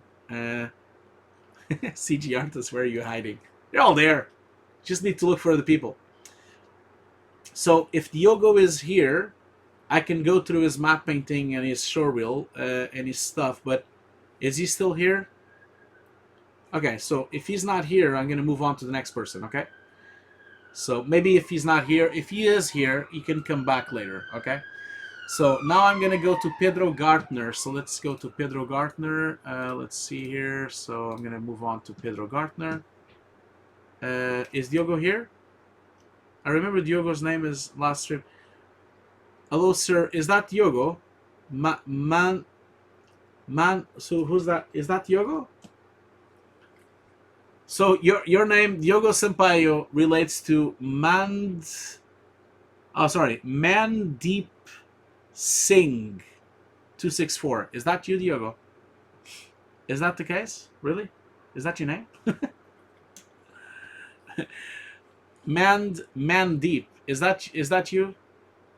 Doubt it. Okay. Well, no one is telling me who's Diogo, so I'm just gonna move on. Okay. Okay. No, we're not going to watch it if he's not here. We can do it later, okay? We'll do... No, I'm not... Okay.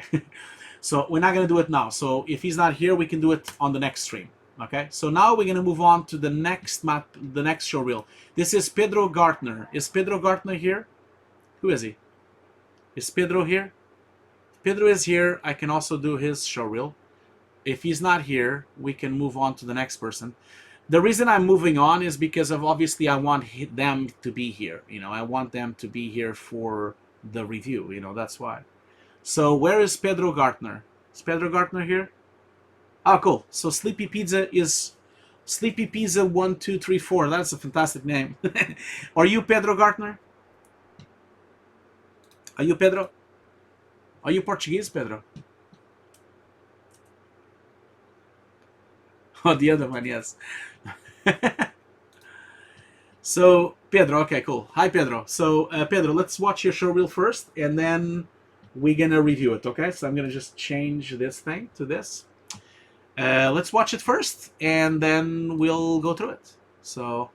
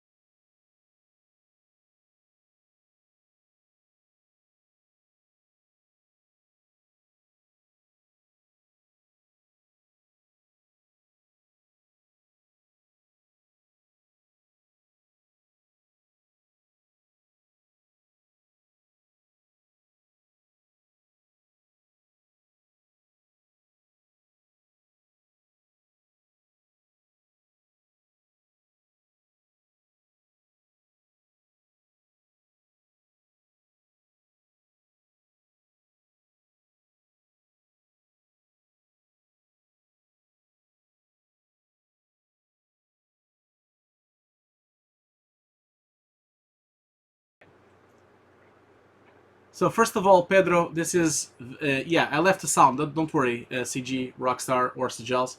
I left the sound because I will mute this on YouTube. Don't worry, I'll mute this part.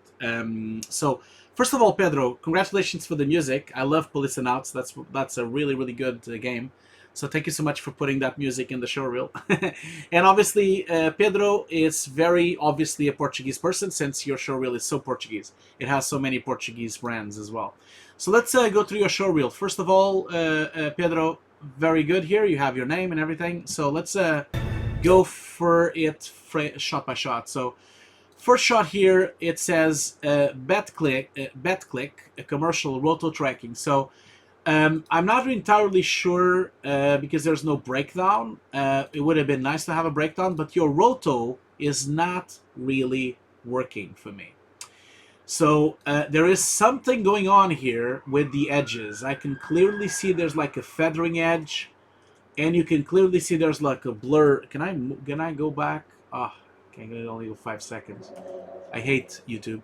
It's so hard to you know what, man? I'm gonna rip your showreel because, you know, sorry about that. I just need to go frame by frame, and I can't like this, so I need to like have a quick time. Otherwise, it's gonna be harder for me to do it. So, sorry that I'm ripping your showreel.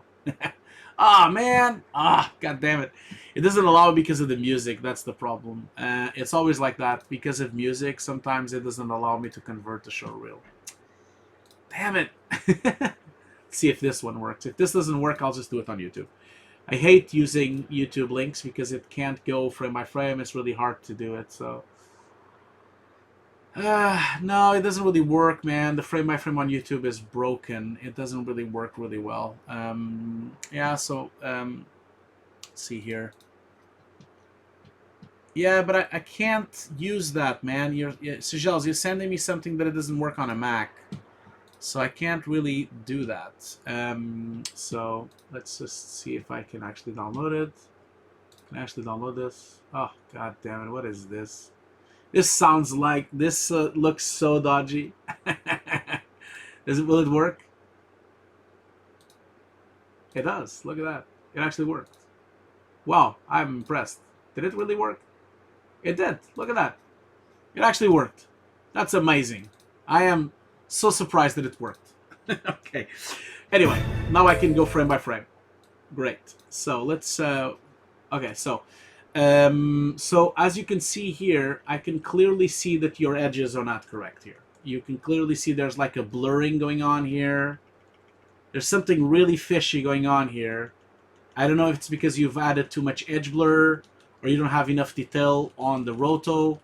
But one thing I would say, Pedro, is that it would be really nice if you could do like a breakdown of this shot, because otherwise I don't really know what you're doing. So Pedro, are you still... Sorry, what was your name again? Oh yeah, Sleepy Pizza, right? Is that you, Pedro, isn't it?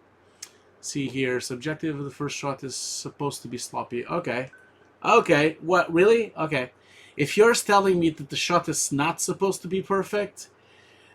it's going to be tricky for you to tell that to someone, because someone on a review, like someone like me, like a supervisor or a head of department, whenever they see this, they're not going to understand that. They're not going to understand that it's supposed to be sloppy. And don't forget that the first shot you do is your calling card, okay? The problem, that's the problem, like, because this is your first shot, because this is the first time you do a shot, this is going to, like, open the bar. It's going to make the bar for the rest of the showreel. And you need to be careful, because it's very difficult for someone to continue watching your showreel after watching this, because they might switch it off. You need to understand that us, supervisors, we could have hundreds of people. We might have hundreds of showreels to watch. So if I would have watched this shot, immediately I saw the bad edges, I would have just switched it off and just move on to the next shot. So you want to make sure you start with your best shot, because you want to make sure like you really start with the thing that will blow them away, and they're going to be like, oh wow, this guy is great, I'm going to keep watching, because they really know what they're doing. So be careful with that, okay? The first thing I would say then. So I would not advise you to put this shot here. Now, this one here, integration, roto, and tracking. So we have some tracking and we have some integration. It looks pretty good to me. Again, it would be nice to have a better breakdown, but I think I noticed something just now. Let me just double check. I think I just saw, yeah, so there's something wrong here. So first of all, as you can see here, you've missed this thing here. So the shadow, for some reason, the shadow, first of all, is actually casting a white line there. And as it goes away, it actually has a white dot there. And then the shadow is cut. You see, we have a cut on the shadow, and then it doesn't continue to the rest. So this looks really strange. You need to like paint this and make this work, because it's really not looking good. The other thing as well, as you see on the finger on the top there, the motion blur is not working. So if you go in here, that's good. But then in here, you're cutting the finger here quite a lot. So you need to be careful in here as well. So you see, I'm missing the rest of the finger there. So you have to go frame by frame, really. And the other thing I would say is your shape, like your roto, you've rotoed it. You're missing a little bit of the finger there. Do you see that? Like, you're basically missing that, a couple of pixels there that you're missing on your finger, okay? You need to make sure that you actually get that one, okay? Yeah, so Sajels is asking me if the Discord channel of Hugo's Desk is public or private. Sajels, the Hugo's Desk Patreon is private. It's only for Patreons and for students, okay? It's not public, no. It's only by invitation. So only if you're a student. There are two Discords, one for the students and one for Patreon. So it's actually private. It's not public. I've been thinking of doing a public one, but I haven't really done it yet. So I need to think about that. So yeah, you have those edges which you need to fix. So that's quite a lot of problems on this one. So you need to kind of look into that. So just to recap, you have problems with your edges on the finger. The roto is not perfect. And in fact, you can kind of see, you are the one actually showing me that. If I go frame by frame here, you see, tell me something here. Where is this edge? So you see, I have the edge of the finger, goes all the way here, and then it curves, it goes like that, it goes like that, it goes like that. And then you just decided to cut my finger. So you see, all that little detail that I had here is gone, and now it's just a straight line. So you can't really steal from the edges this way, okay? You have to really go deep into this and do a perfect roto shape by shape, okay? So be careful with that. And then, of course, like I said, you have issues like this. For example, here, if I go to this frame, you see the edge is here. And then suddenly, you decide that the finger is thinner. It's almost like the person is now, you see here, if I zoom in, that's the actual pixel where your finger is finished. You see how much you've stolen from the finger? This is not good. You need to kind of like fix this, because I saw it immediately the first time I watched it. Obviously, I know not a lot of people are going to watch this, but as a VFX supervisor or a CG artist, you immediately see it, okay? So you need to be careful. Okay, so then motion blur problems as well. So I'm going to move on to the next shot. So this shot here says integration 3D roto tracking. Man, this shot is so dark that I can hardly see anything. It looks fine to me, but I can't really tell, to be honest. Like, it's so dark, like, I don't know. Like, it looks fine, but maybe the only thing I would say is that it's somehow weird that the light source of the robot is blue. But maybe that's the point. Maybe it's supposed to be blue. But it's a bit strange because this is a red light. You know, this red light should be somehow affecting this robot with red. It's not. Because you see, this red light is affecting the other side with red, but it's not affecting the robot. So this is a bit strange. You should really be affecting this robot with some kind of light integration. So those are problems that I see here. Light integration is really not perfect.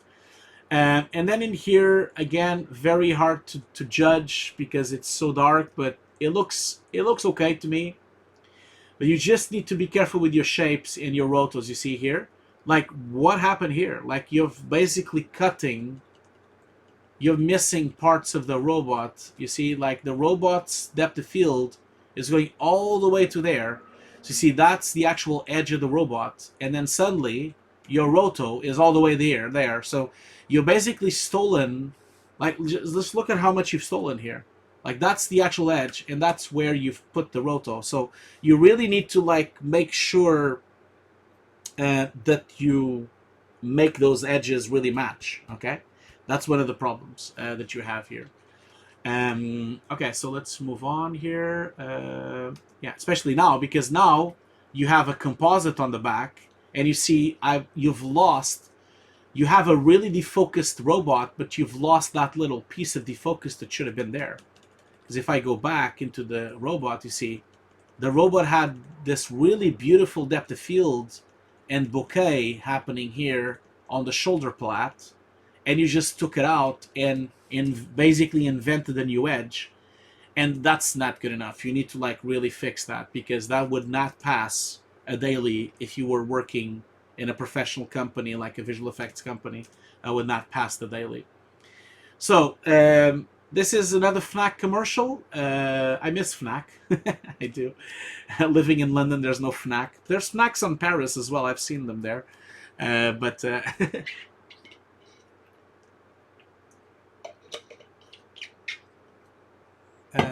there's a lot of things going on here.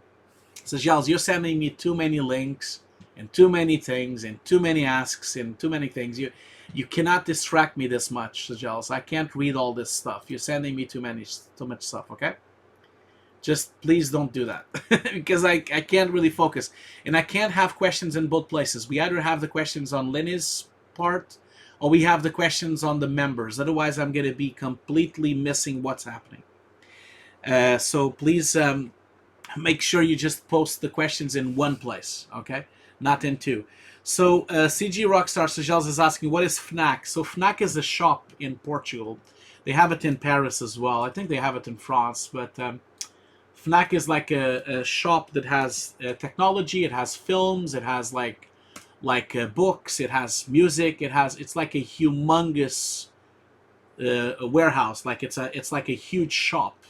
It's not an online shop. It's an actual shop. You can buy online as well, but they have everything. Like they have books, and they have technology, and they have films. And I used to go there all the time. Now, of course, I have Amazon. I don't need that anymore. But okay, so now this one here. Let's see here. Like I'll be honest to everyone here. I know people are now asking, where can I put the showreel? We are going to wrap up the stream soon, okay? We're not going to continue much more, okay?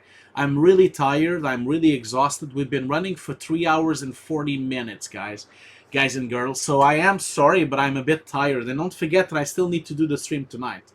So we're going to wrap up this showreel, and I'm not going to watch any more showreels, okay? Because it's too much. We'll continue to watching showreels the next stream. But don't forget to stick around, because we're still going to do another giveaway for the course, okay? Please do that. Like, stick around, because we're still going to give away one more free slot on the course. And by the way, and also don't forget that, as I said, I really want to be online when this course is over. We still have 6 hours to go. So join me online, because at 1 o'clock UK time, so that's 1 o'clock UK time, in 1 o'clock in the morning, I'm going to be playing this beautiful thing on Twitch and this beautiful thing on Twitch. I still haven't decided if I play Doom Eternal, which I played for 2 hours already, or Resident Evil 3, which I haven't played yet. I'll play one of these two. Maybe probably Resident Evil 3. So if you stick around, if you come back to my stream at 1 o'clock in the morning, you can join me where I play some games, and we can watch live the outcome of the Kickstarter, which is 6 hours to go. So if you still wanna join the Kickstarter at this price, which is the early bird, this is the cheapest that this course is ever going to be. If you want to join, you still have 6 hours. Don't forget, this course will never be £500 ever again. This is going to be the cheapest that it's ever going to be, because this price was placed here because of the pandemic and because of the problems that everyone is having. So we've lowered the price of everything, okay? So that's probably not going to happen anymore. I'm going to be playing it on the on a PS4 Pro, by the way, if anyone asks.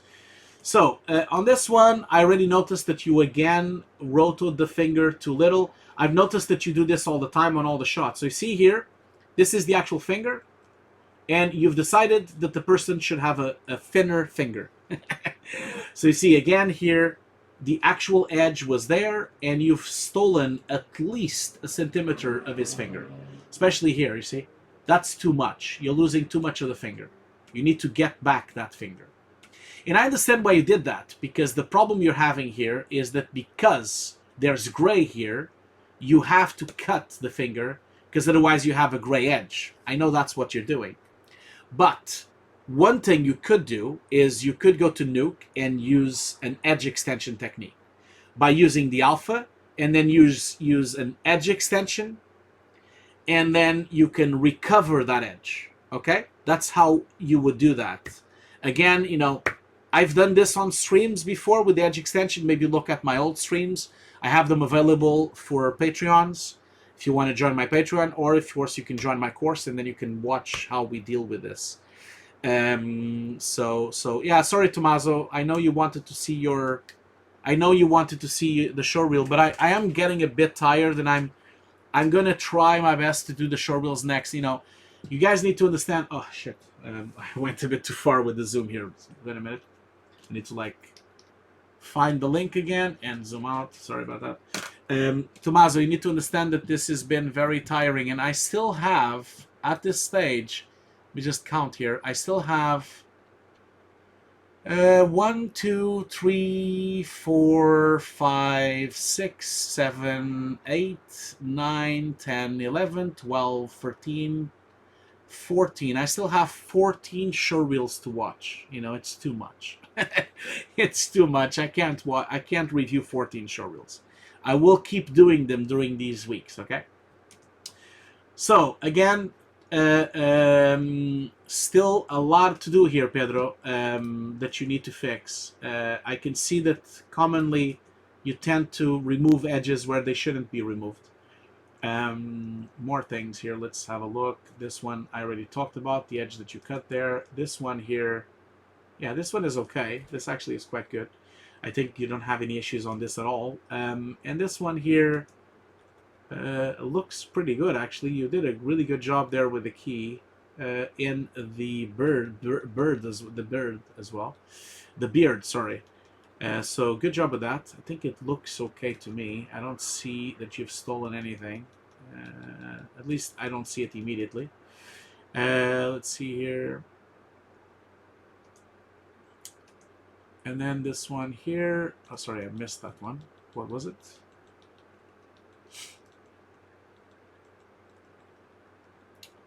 Oh, I'm really tired. I can't even notice what... Oh, it's the screen. Okay, fine.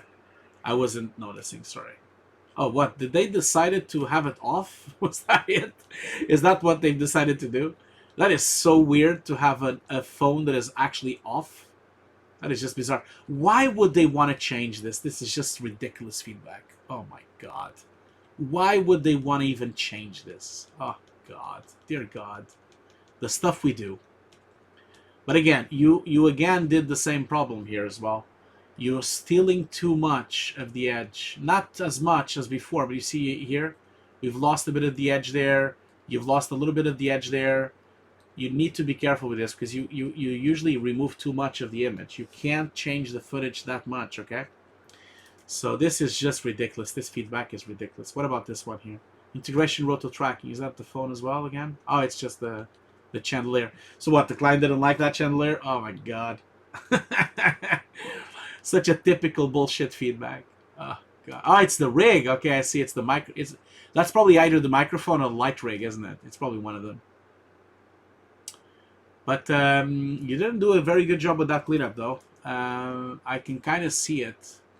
Because as we remove it... You see that? So you see, when I had this here, I had no shadows here. And then suddenly I have like this line. I can actually see the stroke of the cloning. To see that line, that shouldn't be there. You shouldn't be really having that. So I can actually see, and it's also softer as well. If I go zoom... If I zoom in even more, you've actually lost, you see that? We had grain, we had noise on the shot, and now suddenly it's all clean. There's no noise, there's no grain. You need to put the grain. Oh, you're telling me you're seeing this now? Yeah, of course, yeah, but you should have, let me put it this way, you should have seen it then. You shouldn't have watched it now. You shouldn't have seen it now, you should have watched it then. But yeah, this is a typical mistake of grain. So you basically have to regrain this patch. So this patch that you've done, you just need to put back the grain. And that's it. And also make sure not to have this line that is happening here. Okay? That's the other thing. I'm sure the supervisors didn't notice it. But I have noticed it. So Compal, I miss Compal. That's one of my favorite drinks. Commercials, integration, 3D, roto tracking. Okay. So I'm assuming the CG was the one on the screen, right? There's no breakdown. That's a shame. So I don't really know exactly. No, a little bit more to the right. Ah, look at that. That. Scatman2. That's a great name. Scatman2 is subscribing me on Prime. Thank you so much, Scatman. Thank you so much for that. Yeah, that's right, Sajels. Imagine if his supervisor is watching. You were 17 when you did that? Oh, man, congratulations. If you done that when you were 17, man, then I have nothing to send, man. If you did that with 17 years old, look, here's me clapping at you. Because when I was 17, I wasn't that good, okay? So congratulations for doing something like that when you're 17, man. Congratulations for that.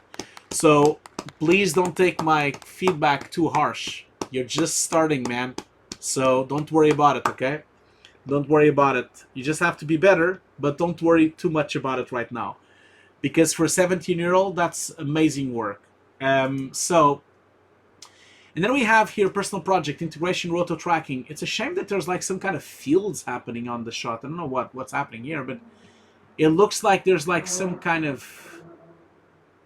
I don't know what happened, but it's like it looks like there's doubling of the image or something. You're 20 right now? Well, man, congratulations. If you did that when you're 17, congratulations. There's something wrong with your footage here. It looks like there's like some kind of breakup of the footage or something. That entirely sure what's going on there. Well, that shot was not... Yeah, there's something wrong. I think it's the motion blur, or maybe... Yeah, we just need some motion blur. Looks like it's a retime issue. It could be. Man, if you did this with 17, congratulations. I think you're going to be an amazing artist. You should have seen my footage when I was 17, man. I was not this good when I was 17. When I was 17, I was doing... When I was 18. When I was 18, I did something you probably know of, like because this is a Portuguese film. So when I was 18 years old, I did this film in Portugal. Maybe you've heard of it. It's a really bad film. I did this film when I was 18 years old. So this was my first project when I was 18 years old. This was like more than 20 years ago now. This is 22 years ago when I did this. Although this says 2001, it's not 2001, it's 98, sorry. I did this in 98, but it was only released in 2001. So this film, which is a ninja film in Portugal, it's a terrible film. It's a fucking horrible film, I can tell you that. But this was my first project when I was 18. So you see, if you, yeah, it's 6.2, of course, it's a terrible film, man. So when this is the, for those of you that don't know Portuguese, this is the first ninja film from Portugal. It was actually shown in TV, in actual television. So for those of you like I was 18 when I did this shit, and it's terrible. And so if you've done these things when you're 17, you're already better than me, man. You're gonna be fine. Now let's start talking about this. This shadow looks completely fake. So think about this. You have a huge haze of atmosphere, right? So you have all the haziness and the fog of the atmosphere. And why would the shadow be black? You know, if anything, the shadow would also have haze and also be quite bright. So I think that's what you need to kind of think about it. That shadow is really fake. There's also something wrong with the footage for sure. So you need to kind of look into that. But yeah. overall, man, very nice. I congratulate you. Hope all of you for best. Like, I hope you do well, man, in the future, because you have a lot of potential for sure. So, if you ever need anything, just let me know, okay? I'm glad to help. Glad to help another Portuguese fellow colleague. So, okay, so we are kind of done for today. Like, I think that I am too tired. I'm not going to go back to the comp again. Like I said, if you want to join me tonight, the course, the Kickstarter ends in 6 hours. So don't forget that I will be live streaming Resident Evil 2. So Resident Evil 2 Remake, that will be my stream tonight. I'll be live from 1 o'clock in the morning UK time, and I'll probably be live until 3. The course actually finishes at 2:32 in the morning. So that will be at 2:32 in the morning. That's when the Kickstarter is over, okay? So return if you want. I know some of you don't play games, so if you don't want to be here, you know, it's fine. But I will not do any compositing later tonight. I will not do any showreel reviews. I'm just gonna play this game, okay? So don't come back if you are expecting me to do some compositing, or if you're expecting me to do some showreel reviews. I'm not. I'm only gonna be playing this game, and obviously I'm also gonna be celebrating the launch of the Kickstarter 3.0. Okay, so. Dan, you're asking me when I'm going to come back to Cape Town. I don't know, man. I don't think I'm ever going to leave my house. I don't think any of us is going to... I'll be playing Doom as well, don't worry. I'm sure I'll be bored of Resident Evil, and then I can play Doom, which is here as well. Here's my special edition of Doom.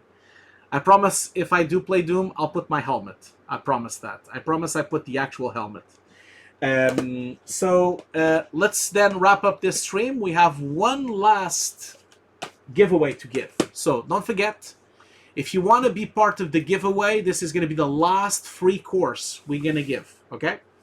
So this is the lowest pledge on the Kickstarter. The lowest pledge, which is for £500, will be given to one person here. And don't forget, if you actually want the full course, you can always upgrade by paying the rest. The other thing you need to remember is if you already are a student of this course, then unfortunately I can't give you the course again, right? So I'm only going to give this course to someone that is not signed up, okay? I've been on India already. It's just that now no one can go anywhere, but I've been in India already. Before I do the giveaway, don't forget, for you to be eligible to the giveaway, you need to make sure you talk on the chat. That's the only way, okay? So before we wrap up and before we do the giveaway, I'm just going to give some thanks. So don't forget to talk on the chat to be eligible. I'm going to give a round of applause to Lenny. Thank you so much, Lenny, for being the moderator today. And I'll also share this round of applause to Sajels, because he was also very helpful today, helping me on the moderation. Now, don't forget to follow some of Sajel's streams, okay? So Sajels also makes streams on Twitch, and I'm just going to put it on the screen here for us to watch. So CG Rockstar, what is wrong with me? Sorry, I'm just writing this incorrectly. Sajels, give me the link of your, of your stream. What's your link, Sajels? Come on, give me the link. No, I've missed it here. Can you give me the link? Where's your link, Sajels? Where's your link? Come on. Come on, Sajels, put the link. Oh, you gone already? Maybe he's gone already. Could be. Then I'll go to Facebook and find it there. Because I can't remember top of my head. Oh, yeah, there you go. Now I found it. Okay, cool. So, let me just give me a second. I'm going to put it on the screen so you guys can see. So, thank you so much, Sajels, and thank you so much, Lenny. So that's Sajel's stream. So if you just put it on the screen. So if you guys want to check him out, like that is CG Rockstar on Twitch. So Sajels is currently doing a stream every Saturday, and he's streaming 3D Studio Max CG. So he's already done multiple streams, as you can see. He actually has 2 streams already. So one of them was 6 hours ago, and the other one, so they are actually 2 hours each. So if you want to learn some 3D Studio Max, make sure to log into his streams. He does it every Saturday. And of course, follow his YouTube channel. I think his YouTube channel is CG Rockstar, I think. So it would be CG Rockstar, I think, like that. Rockstar, like that. That's the one. So if you want to follow his YouTube channel as well, he has been putting all these live streams for free on the YouTube channel. So you probably, if you want to learn 3D and if you want to learn some lighting, Sajels is a very experienced artist, and he has quite a lot of really nice tips on 3D Studio Max. So please go and subscribe to his channel. Help him out. He only has 6 subscribers, for God's sake. Please help him to have more subscribers. He deserves more subscribers, and he deserves more subscribers on Twitch as well. So please go and give this man a hand, okay? Please do that. Please check it out. And Sajels, feel free to post your link on the chat if you want for the YouTube channel. Not a problem at all. So, oh yeah, the YouTube URL, I'll put it down here. So, obviously, Sajels URL is not a full URL yet, but so that's the Twitch stream for CG Sajels, and that's the YouTube channel. So feel free to subscribe and help him out. This man needs to... Look at that, he already has 9 subscribers. Look at that, he's already earning. So if you want to learn 3D and if you want to learn 3D Studio Max, please help a friend in here, okay? He's one of my students, and he's one of my moderators as well, and he needs a bit of help there. So let's go back to the giveaway. So we have 65 people signed up for the giveaway. Remember, to have the giveaway, you need to talk on the chat, okay? That's the most important thing. You need to be talking on the chat. If you don't talk on the chat, you will not be eligible to be part of this course. I have 65 people, 66. We're missing a lot of people. Come on, guys. Come on. Build the momentum. Come on. Build the momentum. Come on. Come on. Come on. 70 people. It's growing. Let's go for it. Let's go for it. Come on. Come on. Come on. We can do it. We can do it. 70 people. Is this only going to be 70 people? Really? Only 70 people want to have the course. Okay. Well, that's fine. I mean, if only 70 people... 75. Okay. We're going for 75 now. Of course, obviously you guys all know that the more people it is, the less chances you have.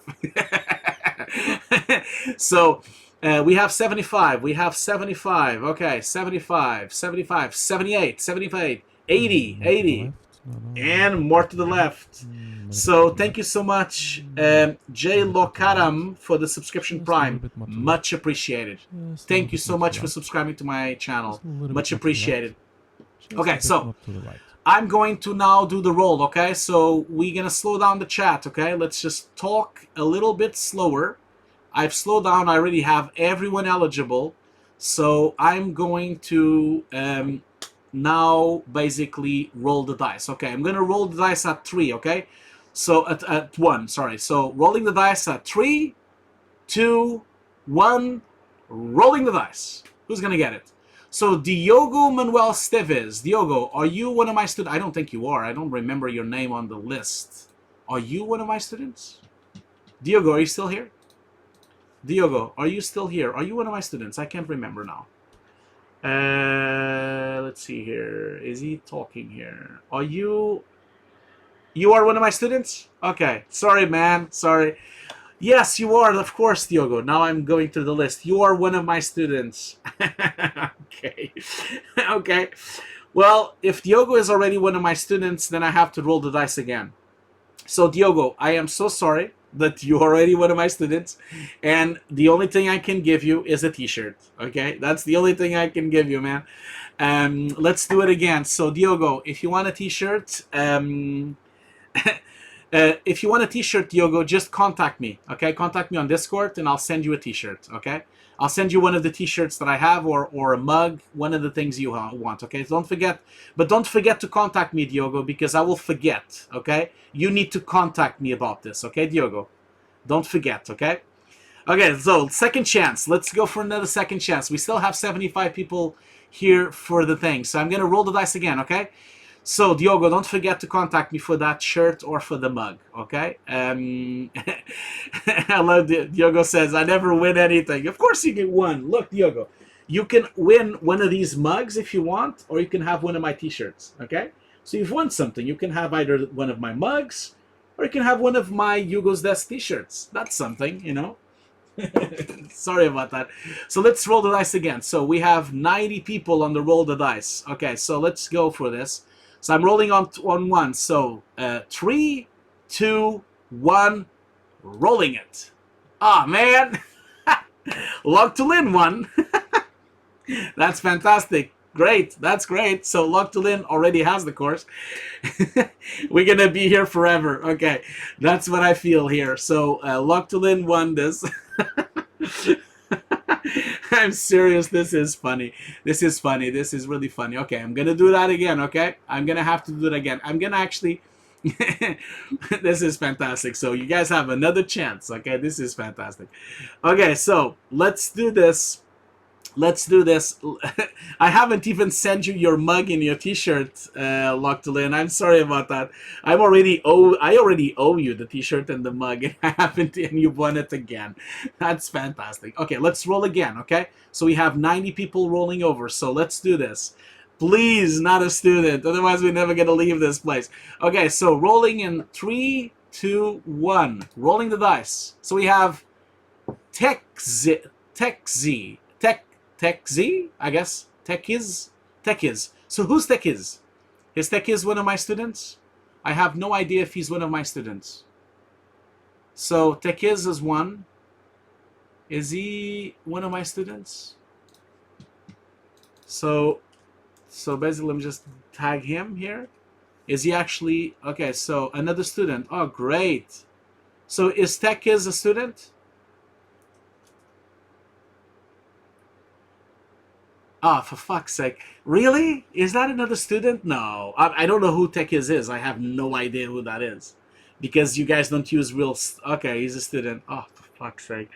We're never going to leave here, isn't it? Who's not my student? There's a lot of people here that are not my students, man. We have 125 people watching. There's a lot of people that are not my students. And to be honest, Scott, we've had 2 people that were not my students before. So I think... Okay, maybe we can't do this then. If it's only going to be like students, then we might not have to do this. Well, anyway, I'm going to try again, okay? I'm going to try again, and don't forget, Techiz, don't forget to contact me, okay? You need to contact me on Discord so I can give you a t-shirt or a mug, okay? Please do that. Please contact me again, okay? So Techiz, don't forget to contact me on Discord so I can give you a t-shirt or a mug, okay? Don't forget that, okay? So, yeah, the problem was before I did the roll, when I did the roll before, it actually was someone didn't even... The funny thing, it was the first person that won this course didn't even knew about the course. So he actually didn't even know about the course. And now suddenly we have someone that actually knows the course. Like, now we only have students. That's just funny. Now I'm actually now... Oh, Sajels, you're probably going to have to help me with this because I think I've missed the email in the name of the second person that won the course. So who was the second person? Now I've lost that on my stream now. Who was the second person? Sajels, could you message me that on Discord? Because I think I've missed that name. Because I should have made a note of that, and now I forgot. Okay, here we go. Like, Sajels already did that. So Chris... Okay, yeah, cool. Thank you so much, Sajels, for that. So, you know, you guys need to understand the second, like the second, you know, the second people, the 2 people that won before were not students. So we're going to roll it again, okay? We're going to roll again, and I'm going to now I'm going to roll, and it's going to be someone else. You're going to see. So I'm rolling on 3, 2, 1, rolling. Okay, so Amazo... How do I even spell this name? Jesus Christ. Amazobar. So who's Amazobar? Is Amazobar actually a student? Is Amazobar a student? Is that the student, Amazobar? Can someone check? Amaze... I don't know how to name this. Like, no, it's not... Awazobar, I guess that's how I say it. Are you a student? You're not? Okay. Cool. Excellent. We've reached this thing. Great. Okay, so let me ask you this. Do you want the course? Would you like to do a Nuke course? Is that the case? Or are you interested on having a Nuke course? Let me know if you're interested. Are you interested on actually having the course? Remember, the course is worth £500 and it has 100 classes. Do you want the course or are you not interested? Can you tell me? Are you interested? This is so funny. Do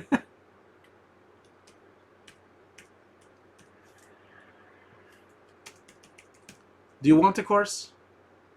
Oh man, this is so difficult to find anything. Yes, please. Okay, great. I'm glad to hear that. Okay. Well, that is it then. I am so sorry if you didn't get what you wanted. I am so sorry for everyone else here if you didn't get the course, okay?